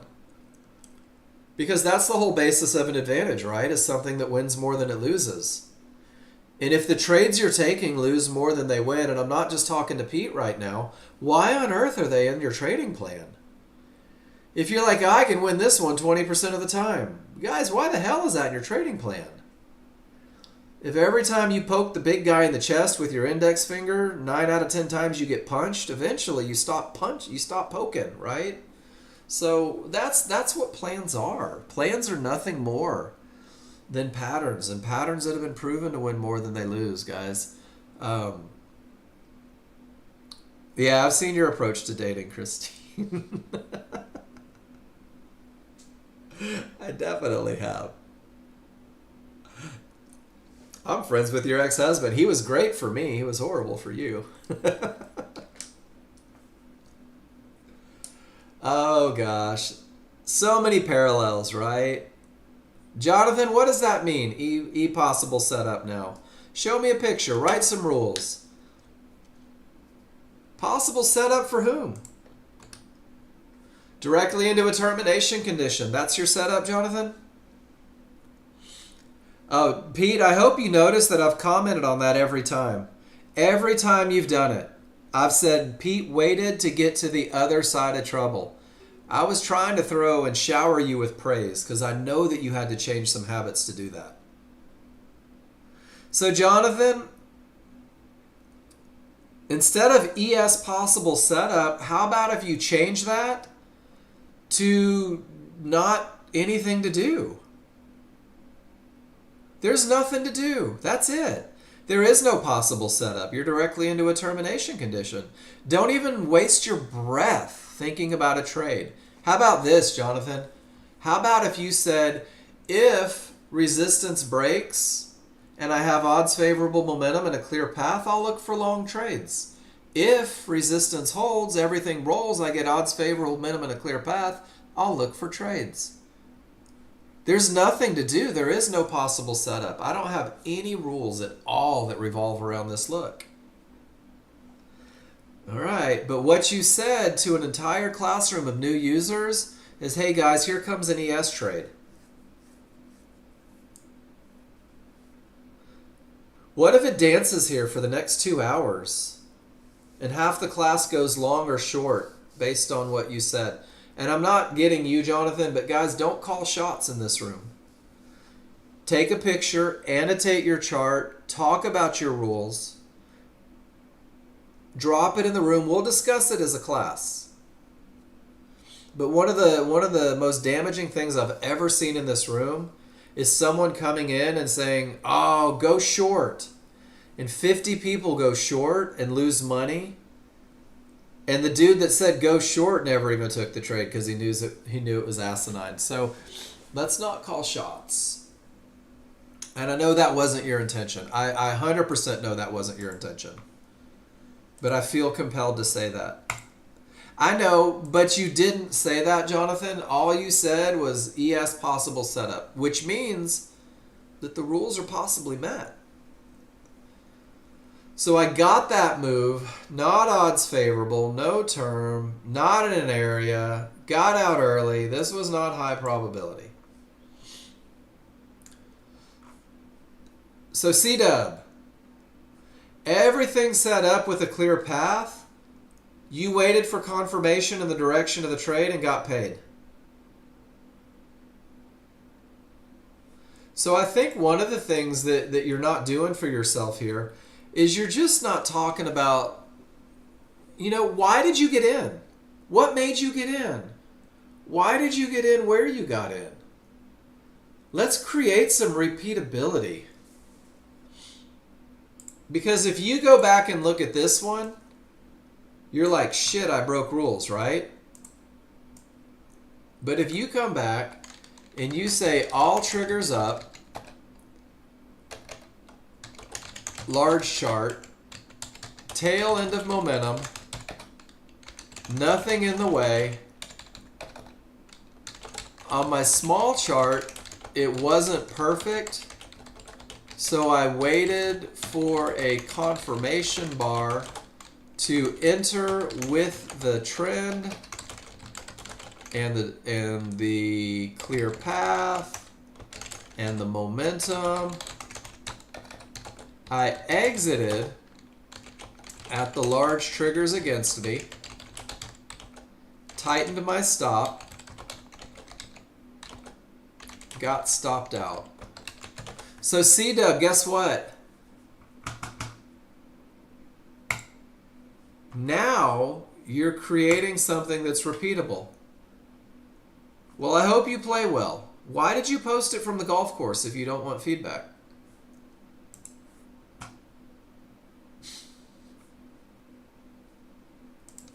I'll put all that annotation in the room. so you can grab it later. Walk us through your next shot. I love it, Gino. So, C-Dub, the whole point on this one, I like your trade a lot. But all you did is talked about how you didn't break rules, or how you broke rules. What you didn't do is talk about why you did what you did. Because it turns out that this is a pretty good opportunity to get to the fib. Large chart looked good. Small chart didn't look perfect. Let's talk about everything that you see and why you did what you did and where you got out. And let's make this repeatable, because that's an awesome 43.25. Dude, that's a couple $100. I like it. I support your trade. I want you to be able to do that more often.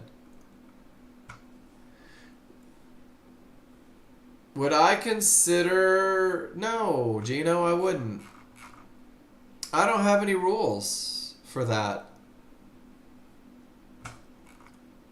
I mean, I don't have any rules for it.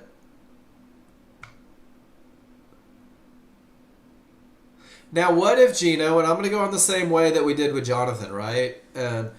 What if you said, if the small triggers, if it continues up, small triggers break through, then you look for that momentum trade.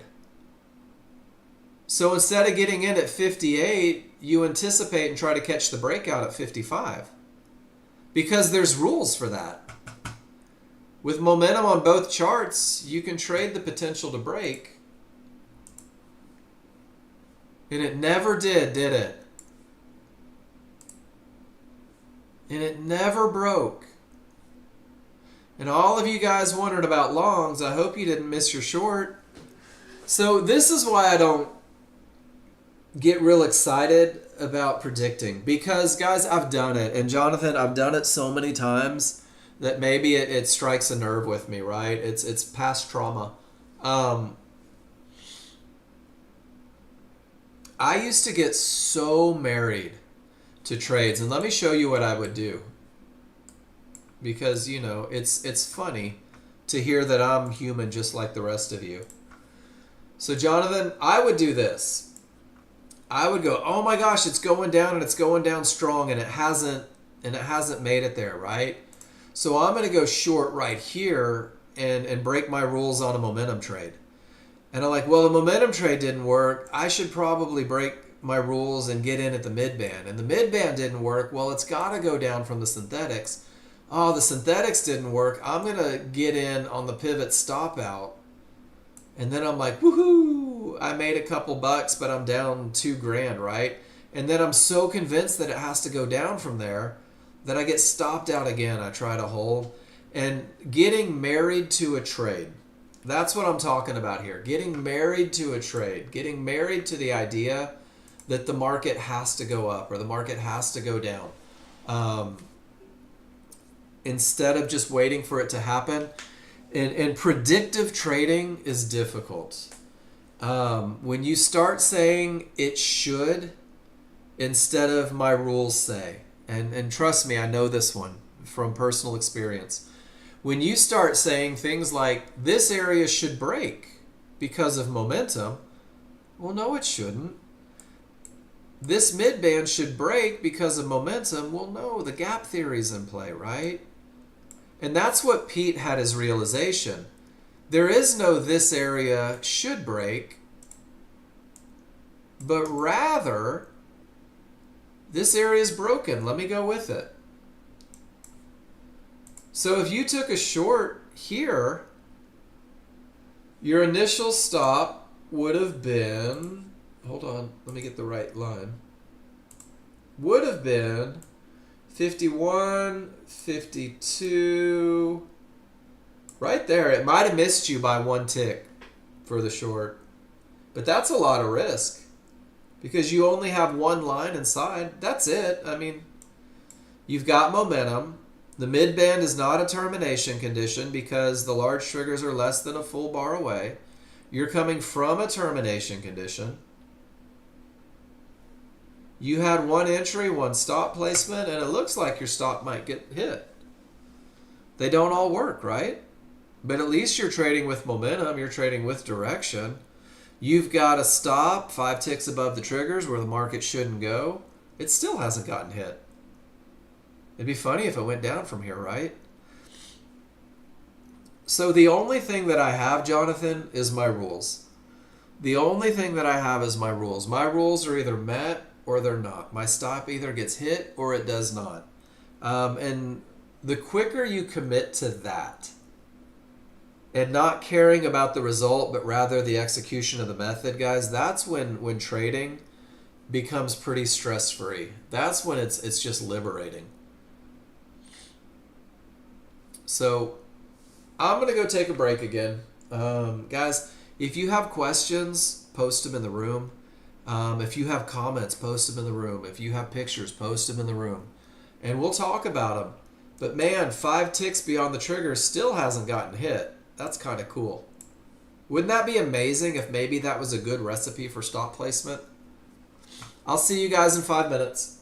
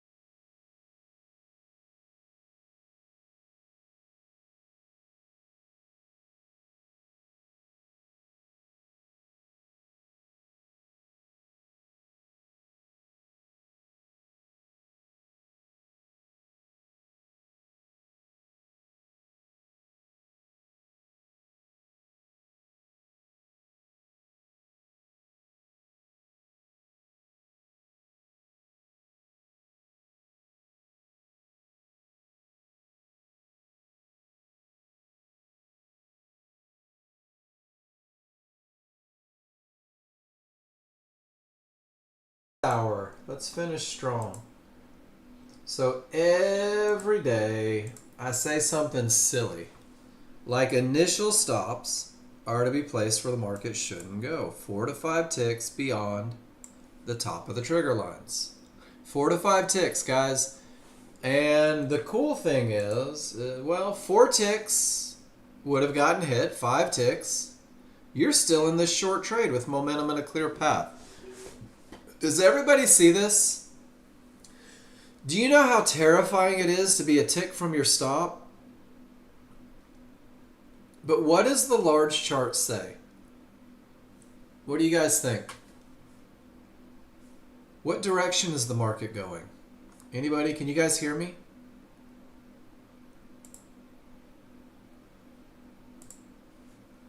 Market's going down. Momentum is down. Path is down. You could have probably, I mean, it's not a great trade, but at least you can get and do some stuff. So just stop placement, guys. Weak or strong top? Great question. So, Kurt, in order to identify a strong top or bottom, two things have to happen. I'm going to pull it up because I like to revisit this one. For a strong top or bottom, the first thing that happens, Kurt, is you have to have a termination condition, right? You can't have a strong top or bottom if there wasn't a termination condition, which means that price reaches resistance on the left side of this picture.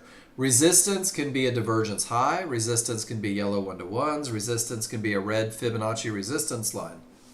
When price reaches the area and the triggers remain below, the triggers do not break the area. That's only a termination condition, 100% by the book.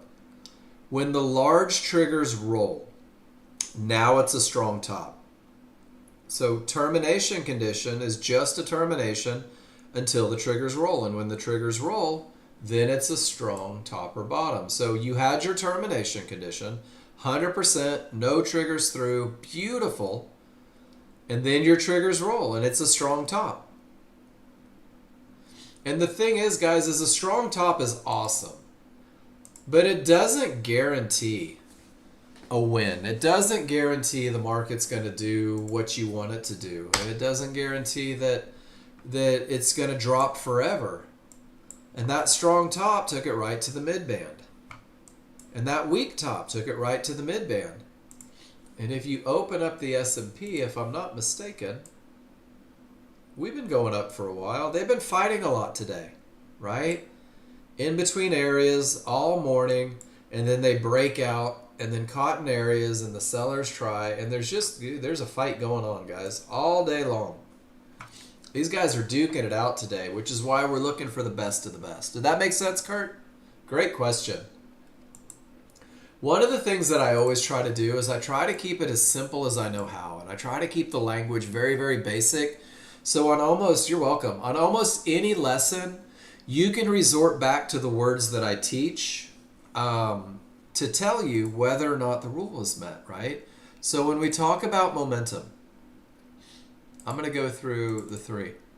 So when we talk about momentum, if you write on your chart every time, small triggers above, everything is wide space between, you never miss momentum. And you'll try and convince yourself that this is momentum, but it's not. And then as you grow with the software, you realize that momentum has a range. There's odds favorable, the best of the best. And then when one line gets inside, you're like, you know what? The momentum is slowing, but I still might be able to find an opportunity. And then with those weak triggers, you still may find an opportunity. But notice that the longest tail on this chart is the one with the weak triggers. There wasn't the momentum and they pushed higher. So you begin to recognize these patterns, guys. But initially, you just keep it very simple, very basic, and then you grow from that one. And the same is true for termination conditions. In the beginning, you really just have to keep that language. If price reaches and no triggers break, it's a term. And if the smalls get through and the large don't, it's only potential, and an area is not broken until they're both through. And if you try to overthink it, if you try to go, well, it's only a 5-1 fib, or it's just a divergence high, or man, it's a 1-to-1 and that's not a big fib, then you start confusing yourself and you'll create these conditions that have nothing to do with the rules. So you keep the rules really, really basic. And then the most important one, and I think we had the good lesson this morning, was areas inside of favorable large triggers. So right now, guys, smalls are up, large are up, trend is down, directly into one-to-ones. So this is where we get into, if they break above resistance, divergence high, we'll look for opportunities. If they never get above it, we'll sit on our hands until we have a clear path down. And you might have taken a loser in there. Hopefully you only took one, because after the loser, things didn't agree. And it's okay to take a loser. Safia, good morning to you. I was bragging about you earlier in here. I talked about how once you learn the basics, you'll find your groove, right? Once you learn the basics, you'll find your way to use the software. That's all. I was name dropping. You're kind of a big deal. I wanted people to know that I know you.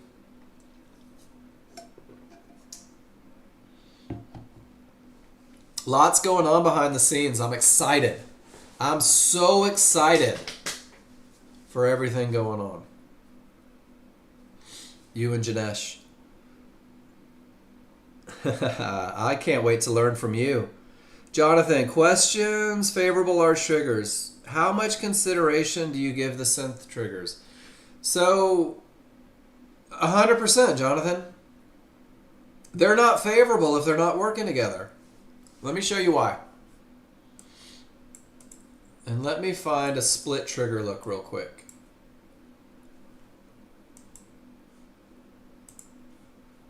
$200 points today? That's what I'm talking about. All right, Jonathan, I want you to see this. All right, hold on. Let me find a picture real quick. Yeah, no worries. Let's keep the lessons going. Always ask these questions. Let's make it bigger. What do you say?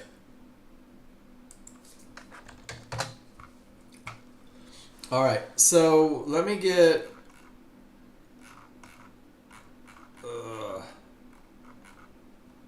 trying to find a better picture, and I don't know where it went. So we're just going to make a picture. Let me find a good one here. And I'm only going to put triggers on here. So let me take everything off of this chart except triggers, because I want you guys to see this.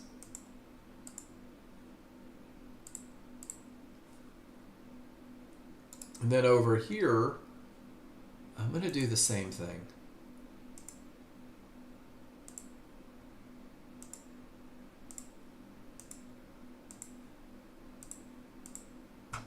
All right, so now I just have large triggers both charts, Jonathan. And I want you to see where these...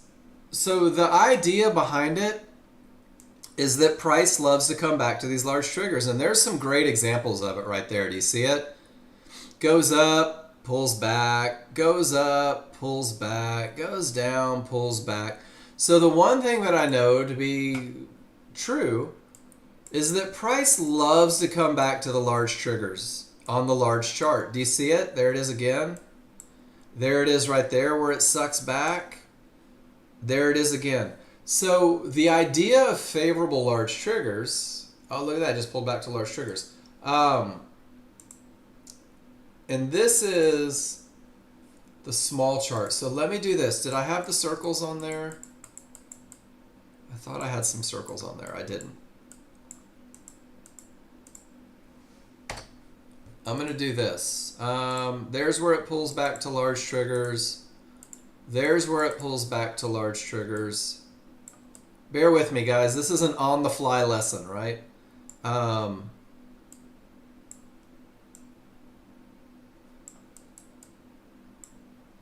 Here it pulls back to large triggers. So I consider this to be the correction point.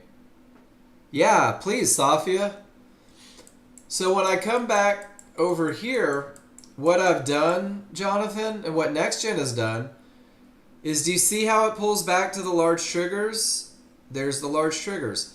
On the small chart, it does the exact same thing. There's your large triggers. There's your large triggers. And I'm going to try and find a good example. There's your small chart large triggers. There's your large chart large triggers. So what we have, Jonathan, is we're identifying where the market may come back to. That's okay. It's going to confuse everybody, but I want to see them. Jonathan, are you with me so far? The circle represents where price is most likely to correct on the large chart. The box represents where price is most likely to correct on the small chart. So when those triggers are one on top of the other,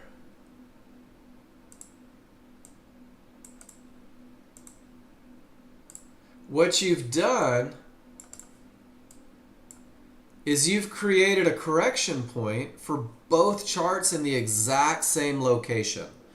So this is why we say favorable large triggers. There it is again. When they're one on top of the other, you've got one correction point instead of spaced out. So what happens is the further apart these are, the more indecision there is.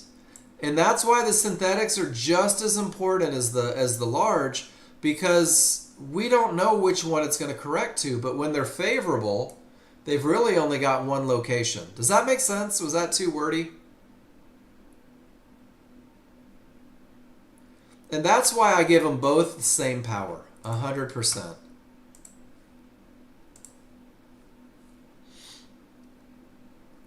So Safia was in low. She's up 195 ticks at this point. And notice that there's momentum all the way up.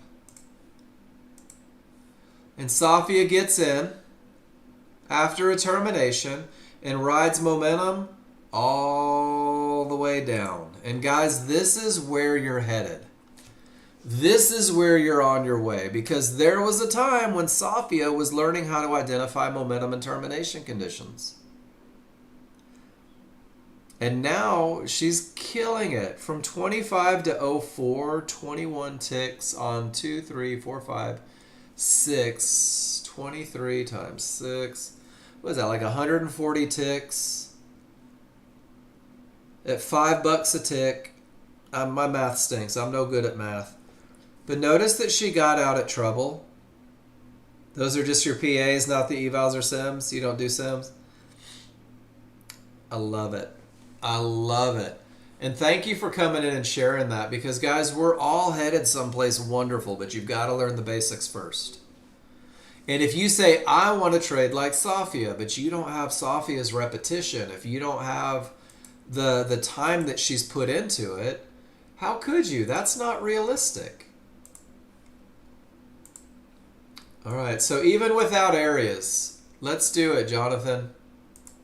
I don't even know if there's areas. There's my large chart correction spot. And there's my small spot. It's pretty wide, right? You have over 10,000 trades? So let's just see what happens. Let's see if it stays in the correction zone. Maybe not. It's pushing down. That's crazy, Safia. I have over 10,000 pictures. I probably have over 10,000 trades too. The thing is, though, is guys, everybody's different, right? Everybody's different. Everybody's got trades that speak to them, and everybody's got trades that don't make any sense to them at all. And everybody's got patterns that they recognize, and they've got patterns that confuse them. And day trading is like your favorite food. Like, you just find what you dig, and then once you dig it, it's yours, right? And guys, I hate apple pie. Can't stand it. And half the world thinks I'm crazy for it.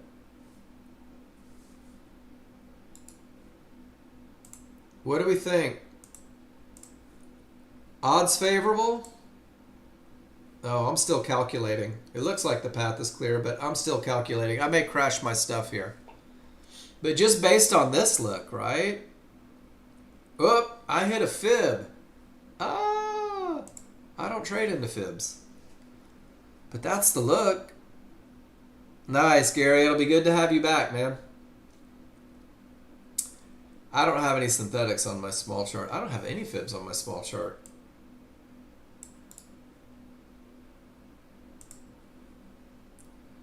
I may have put the wrong template in. There we go. Let's see if that comes up. Well, that's why. So guys, this is what we do every day. We still have 30 minutes. We still have 30 minutes. Belt, you know I don't care about your charts. Your charts aren't my charts. Different time zones. Did you, Pete? I'm sorry. Will you repost it for me?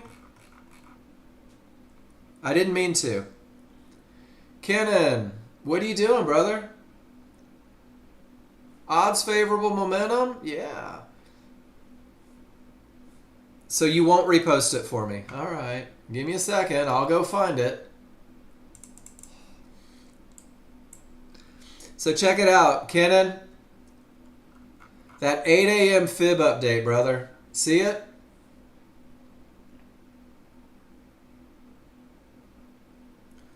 So we're not 50-50. You're actually into a termination condition. I know, Belt, but we're different. We're just different. Divergence doesn't scare me.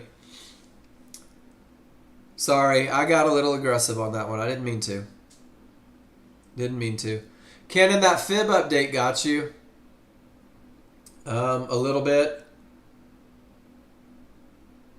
Like it was, your entry was a couple seconds after that fib updated. So you're 50-50, you're from a strong bottom, you take the perfect entry, your stop makes sense. I hope it worked. No divergence, strong triggers. That fib got in the way, but it was definitely 50-50 when you were setting up. Nicely done. I hope it went. Guys, I love to see the end of your trades too. Here's that same fib. Whoops. A trade you probably would have taken before instituting new term rules. Great bottom, straight into a fib. The momentum is there. And you would have gotten stopped out. Man. I got you, Pete. So you're saying that you avoided a loser by not trading in determination conditions? Am I reading that correctly? And you got to keep your money? Dude, that's awesome, Pete. Guys, this is the best part about what we do. And this is, man, I will celebrate your victories. I am 100%. I get stoked on your victories. They make me so happy. And I'll talk about them and I'll celebrate them and I'll high five you. And when I see you guys make progress, right? When I see you guys pushing in the right direction, I love it. Guys, look at this. What a horrible look. You knew about these lines, these areas. So Pete, great job, dude. Ah, Rob, will you try it again for me? I think you stuck a couple together. Put some spaces in between them. And it got you right back up to trouble? Dig it. That trouble kind of showed up last minute. And then what did it do after that? Let's see if we can see it. See, I don't even have the fib. So it went back to trouble, and it rattled around for a little bit. Now it looks like it's heading up. See, I don't even have the fib. I'm not sure I've got my synthetics on. Yeah, I do. Just different stuff. Guys, I mess with my charts so much. I break my charts all the time. And there it is. It worked. I love it. Rob, Awesome, Ron. Have fun at the beach. I'm jealous. I need to be closer to a beach. Rob, can you repost? It looks like you've got 2 different trades maybe, but they're stuck together, or 3 different trades. You didn't put any spaces between them. So it's one giant. Let's see if we can get one of them.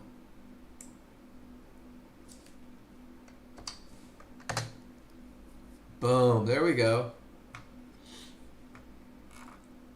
I can do anything. We will, Christy. We got to get back to Austin first. So Rob, absolutely. Price reached, right? Let's sit on our hands and wait and see what happens. Absolutely perfect read of a termination condition, Rob. Take care, Safia. Are you still in town next month? Dunk, take care, man. Have a good day.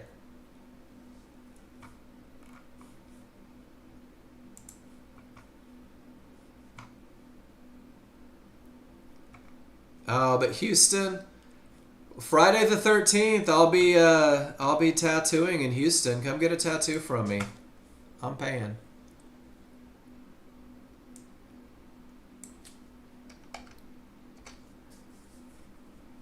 I'll be down there. I've got a doctor's appointment in the Woodlands on the 13th. Tip well. I like it, Rob. All right, so let's see what we have. The momentum is great. Looks good. Split triggers, so you waited for confirmation bar. I like it. Stops a little high. But that's a good looking trade, Rob. How did it turn out? Is the next one the end product? I don't mind working a little bit on these. Here we go. Oh, right into termination conditions, Rob.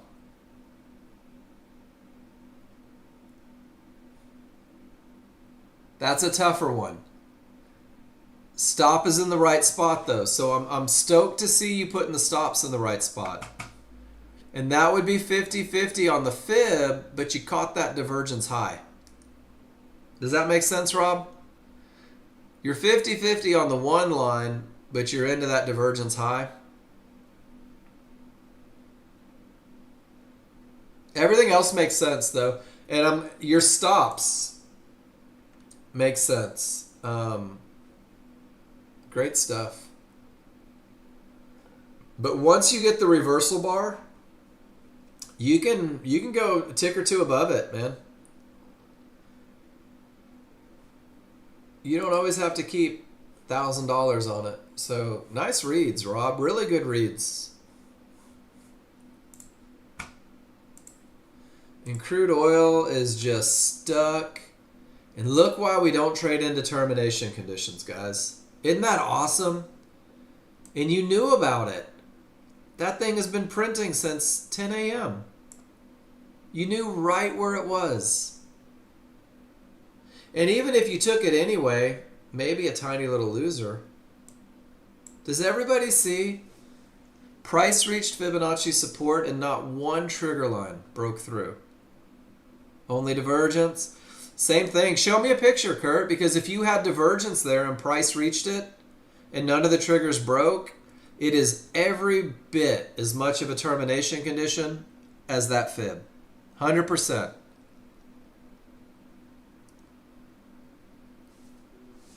Will you show me a picture? I'd love to see the chart. And this is why, guys, in the morning, I always post this picture up here and I drop it in the room. Don't rank them, right? Don't make one line more important than the other. Know which lines can stop the market and whether it's divergence or whether it's whatever. The highest support belt is going to be closest to your reversal bar. So every one of your lines is on the wrong side of the triggers. Every one of your lines is on the wrong side of the triggers. So I don't know which one's going to stop it. I love that you're still convinced that the mid-band is it. But let me ask you something.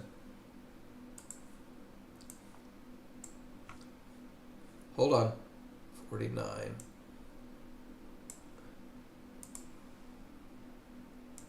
Is this where you want to take that long trade from?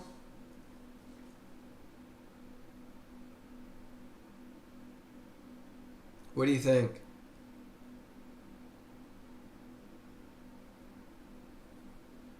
For momentum? I'm not sure what that means. You tell me. You just asked me what the highest level of support was. I said it's the one-to-ones. But you're trying to get in below the mid-band. And below the mid-band is on the wrong side of everything.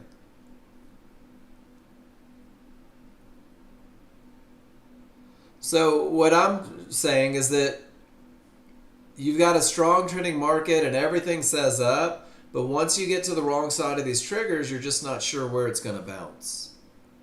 So I don't have rule number 3. But the areas are fibs, mid-bands, yellow one-to-ones. They all count. But yeah, the highest point is going to be the one-to-ones. Absolutely.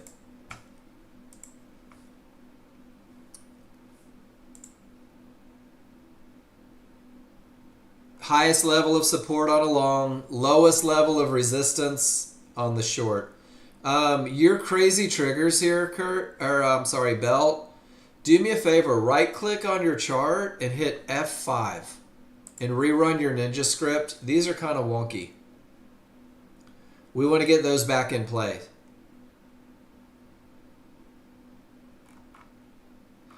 And then Gary, either one. I don't really trade NASDAQ anymore. I do a little bit because I've got 5 years with the indicators. So check out your S&P ones. Do you see how they're like, I don't know. I guess maybe I just know. Let me pull up mine.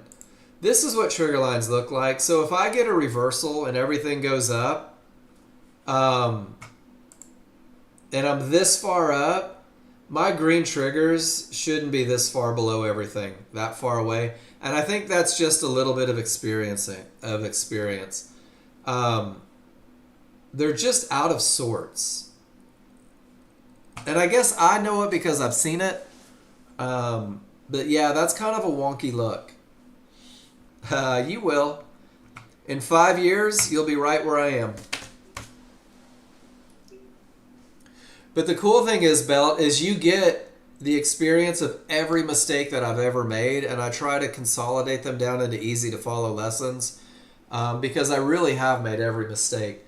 But see how the trigger lines here look like they're smooth and they flow with price, and here they look like they're out of place.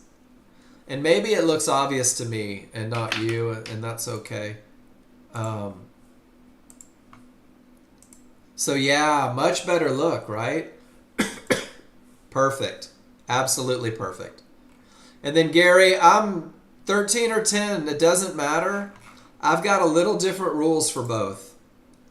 So yeah, check it out. Kurt, perfect termination condition. Didn't even need the fib. But this just kind of reinstills in us, right? Decisions are made at key areas.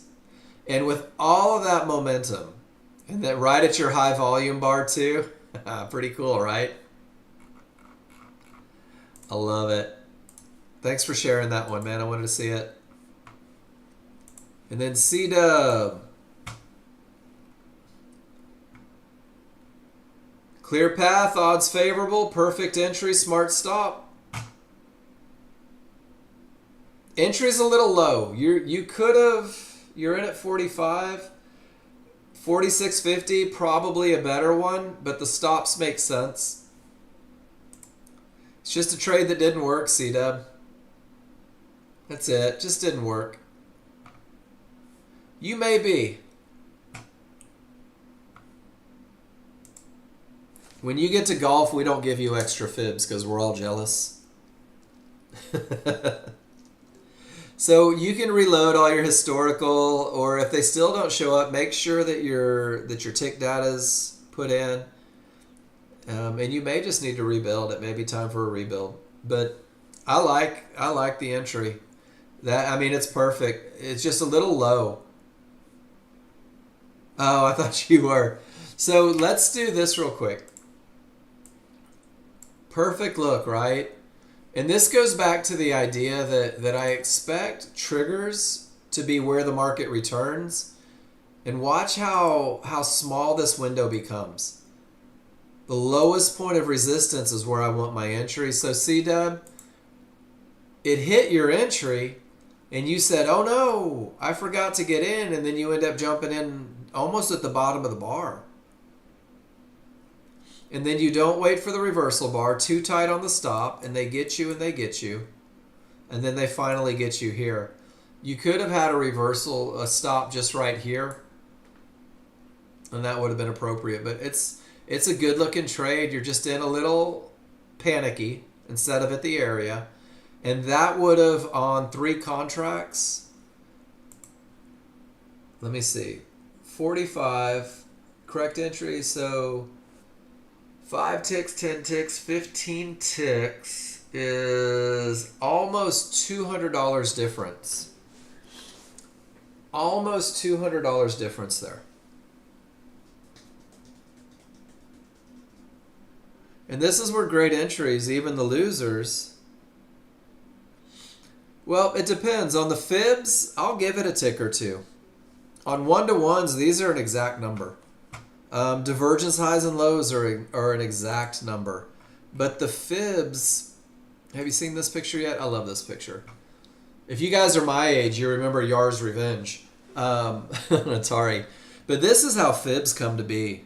There are thousands of calculations, and every one line is like 1,000 lines before it becomes that concentration area.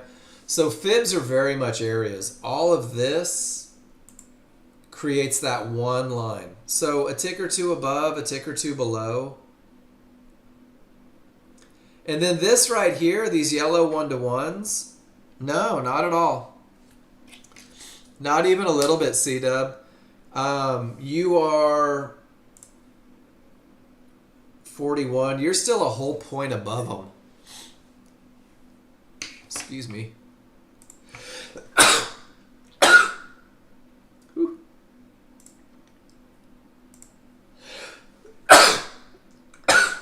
Sorry, YouTubers, I couldn't mute you in time. Sorry, I had to sneeze. Yeah. So, like 4 ticks off, 3 ticks off of 1-to-1s, no big deal. It's a good-looking trade, C-Dub. It just didn't work. And you just got in a little bit early. You show 30. Oh, dude, I can't even... That's math, brother. My chart's not your chart. We've already established that you're missing your synthetics. You have to trade your chart. What do you mean you show 30? 30 what? 30 ticks?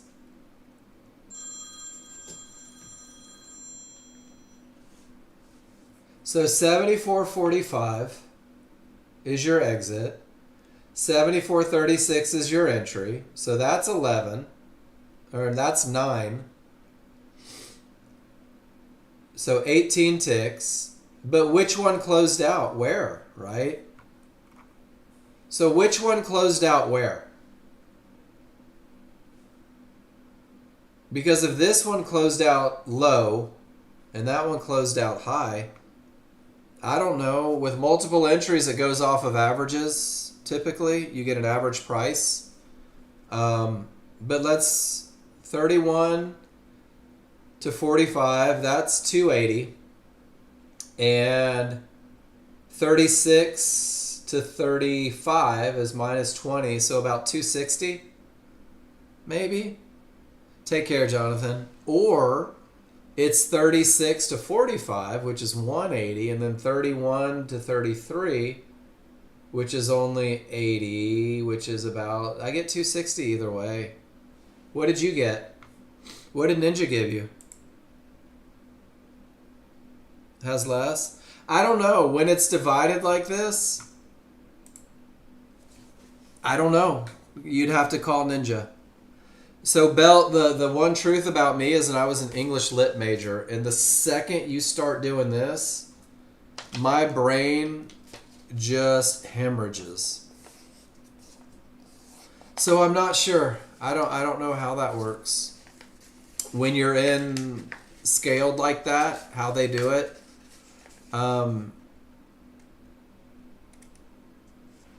Yeah, but I mean 36 to 45 is 9 ticks.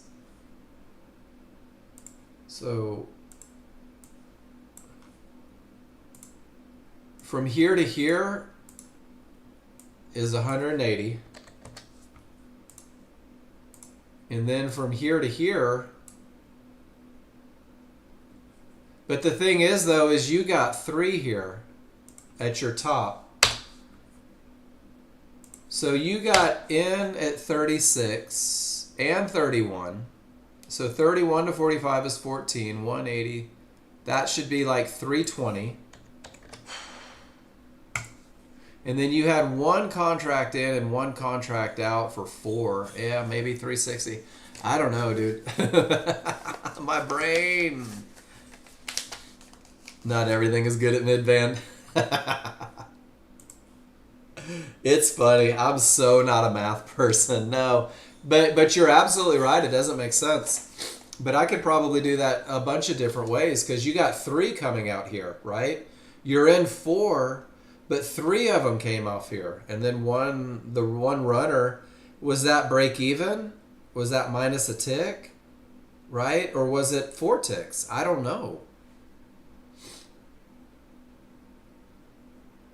You know, was this stop off of this entry or that entry? So that's confusing to me. That's the way to stump me. If you ever want to watch me just hemorrhage up on you, give me math equations. I failed college algebra 4 times, guys. Never passed it. Yeah, I never passed it. My professor took pity on me and sent me off to the university. She's like, bless your heart, you just don't get this. That's what they say in Texas when you're an idiot and they don't want to call you an idiot. Bless your heart. Nope. Never even got to calculus. I failed out of Algebra 2 in high school, and they put me into Math of Consumer Economics, which is a very polite way of saying, you're never going to do anything with math in your life. Let's make sure you can balance a checkbook. Back when they had checkbooks. Let's make sure that you can go to the grocery store and find the best deal. I did great with that. I do great with math. As soon as you put in equations and parentheses and variables, it's all over for me.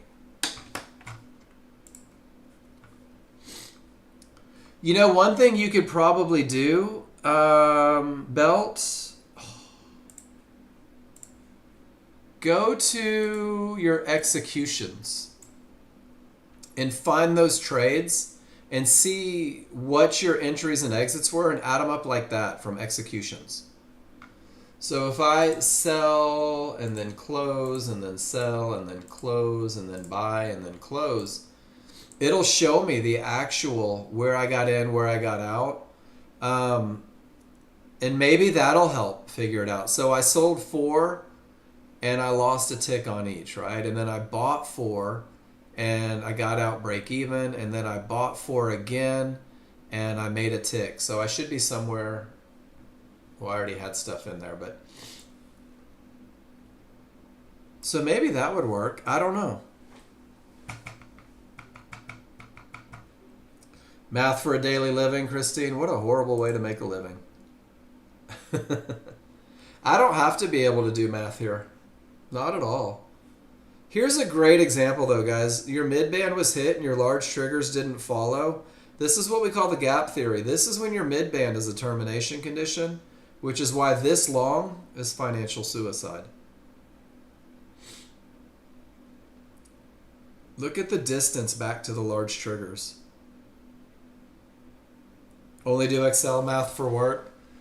Well, Excel does the math for you though, doesn't it? I guess once you put the programs in. Back in the restaurant industry, I used to create all the order sheets, and man, I got really good with Excel for a while. But Excel was pretty easy. As long as the formula's right, then you're good.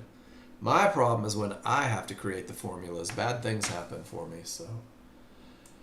Where are we at, guys? It's almost 11:50. What do you want to talk about? We've got a couple minutes. Is there anything on your mind? Anything you want me to cover before we call it a day? Absolutely. This good bottom, great question, Josh. This good bottom is awesome until I hit a termination condition. It doesn't negate the termination condition. But what you can do, Josh, is maybe you can find a momentum trade to get you up to the mid-band. But yeah, mid-band, it has nothing to do with the good bottom. It has everything to do with the large triggers a full bar away. Does that make sense? That's the gap theory. Tons of pictures of the gap theory in the spreadsheet too if you want to go check them out. But it happens all the time. Directly into the mid-band, even if these fibs weren't here, if those large triggers are away, it's likely to close the gap, takes away your advantage. Everything says up, triggers are strong, good looking bottom. You get in at the mid-band, it goes to the bottom of the synthetics. You get paid on one, and just an arbitrary stop right at a mid-band inside of favorable large triggers. Nice one. Good bottoms made on the large chart and at the gym. Amen. This chart squats. And isn't that cool, man, how you can get paid even when it fails? I love that. Even when the trade fails, if you get good at management, you can still make money. And our charts are a little different, right? And that was your entry, maybe? This was, I don't know where your entry was. Maybe it was back. This is crude oil. Got a weak bottom. I got odds favorable momentum. We're just looking and waiting. Does anybody think this is as much fun as I do? And then Josh, look what happens at your mid-band that's behaving like a termination condition. They can't figure out where the hell they want to go. I love this stuff, Kurt. I really do. If you would have told me 10 years ago I would be as passionate about this as I am, that I would enjoy going to work every day, I would have told you were crazy. I love this stuff. I love the patterns. I love the earning potential. And you just gotta find your groove. That's all it is. And here's the biggest challenge. I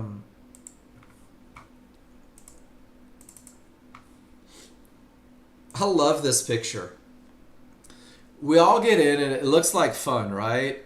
And you see some stuff and you're like, oh man, I think getting into Nexgen will be fun. And this is where you start your demo.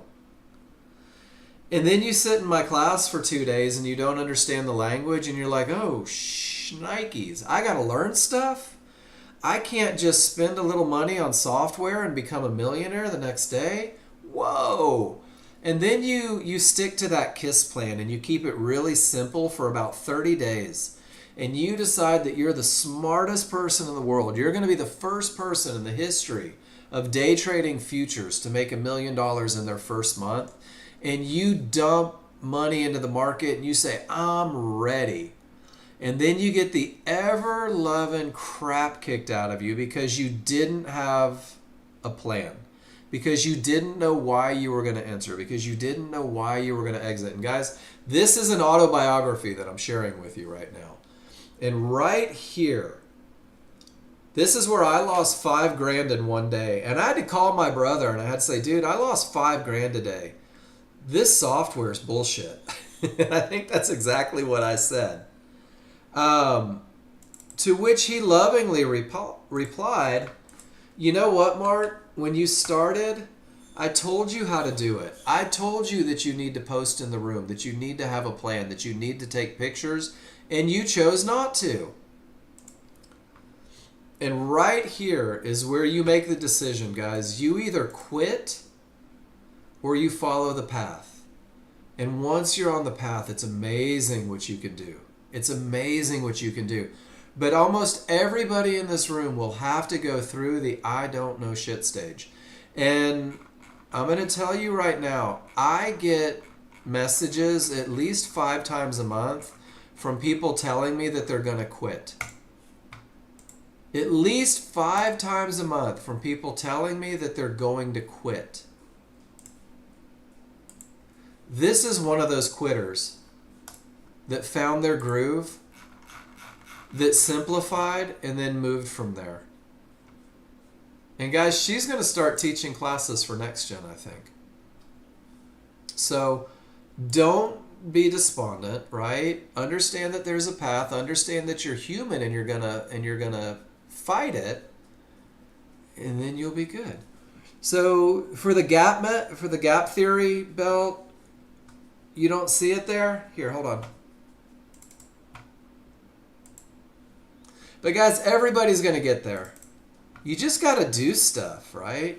You just got to learn it. Here, let me drop mine in there so you can have the fresh one. I promise you it was there. If you go to client trades and look under patterns and terminations, you're going to see midband is a term, gap theory, gap theory, gap theory, gap theory, gap theory, gap theory, gap theory, gap theory. So there's a lot of them in there. Mostly in the blue section, some of them in the red section. And yeah, Kurt, it's funny because it's like that with everything, isn't it? You want our charts and spreadsheets. Well, Belt, if you're doing the spreadsheets right, yours should look different all the time because you're going to put your pictures in it.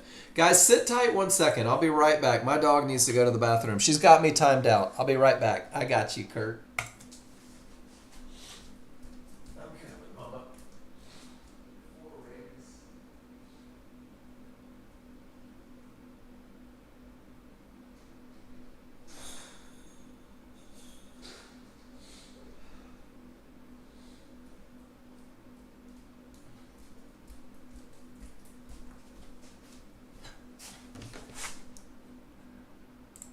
Sorry, guys. I taught her to ring a bell on the back door when she needs to go to the bathroom. I'll ignore it once or twice, but when she hits it the 4th time, I got to let her out or I'm going to be cleaning stuff up. Stare at this picture every now and then. Guys, this is true for almost anything you learn in life, right? I'm going to play guitar. Oh my gosh, this isn't easy. I can't play Steppenwolf. I don't know how to do this. Wait a minute, let me learn some chords. I can't wait to play golf. Whoa, the ball's not even moving. It's hard to hit it. There's my one great shot. Just spent 10 grand on clubs. Damn it, I just shot 150. Let me figure out the right way to do it. And guys, it's like that for everything in life. Trading is no different. You've got to learn the process that yields the results, and then it all works out. But Belt, all your pictures are going to make your spreadsheet better than mine. You'll get way better than mine. Is that it? Are we done? Are we done already? Man. I guess I gotta go play day trader. Yeah, and it will, Belt. So guys, the biggest thing is you have to believe that the software works even if you can't work it, right? You have to believe that Mario Andretti's car was capable of winning a Formula One race, even if you couldn't do it yourself. You know that the power is there. You know that the software works. You know that the patterns are true. You just got to spend some time learning them and ask a million questions. I don't think I've ever gotten mad at somebody for asking questions. I have gotten a little upset when you reword your question 100 times to see if I'll change my answer. That's kind of sneaky. But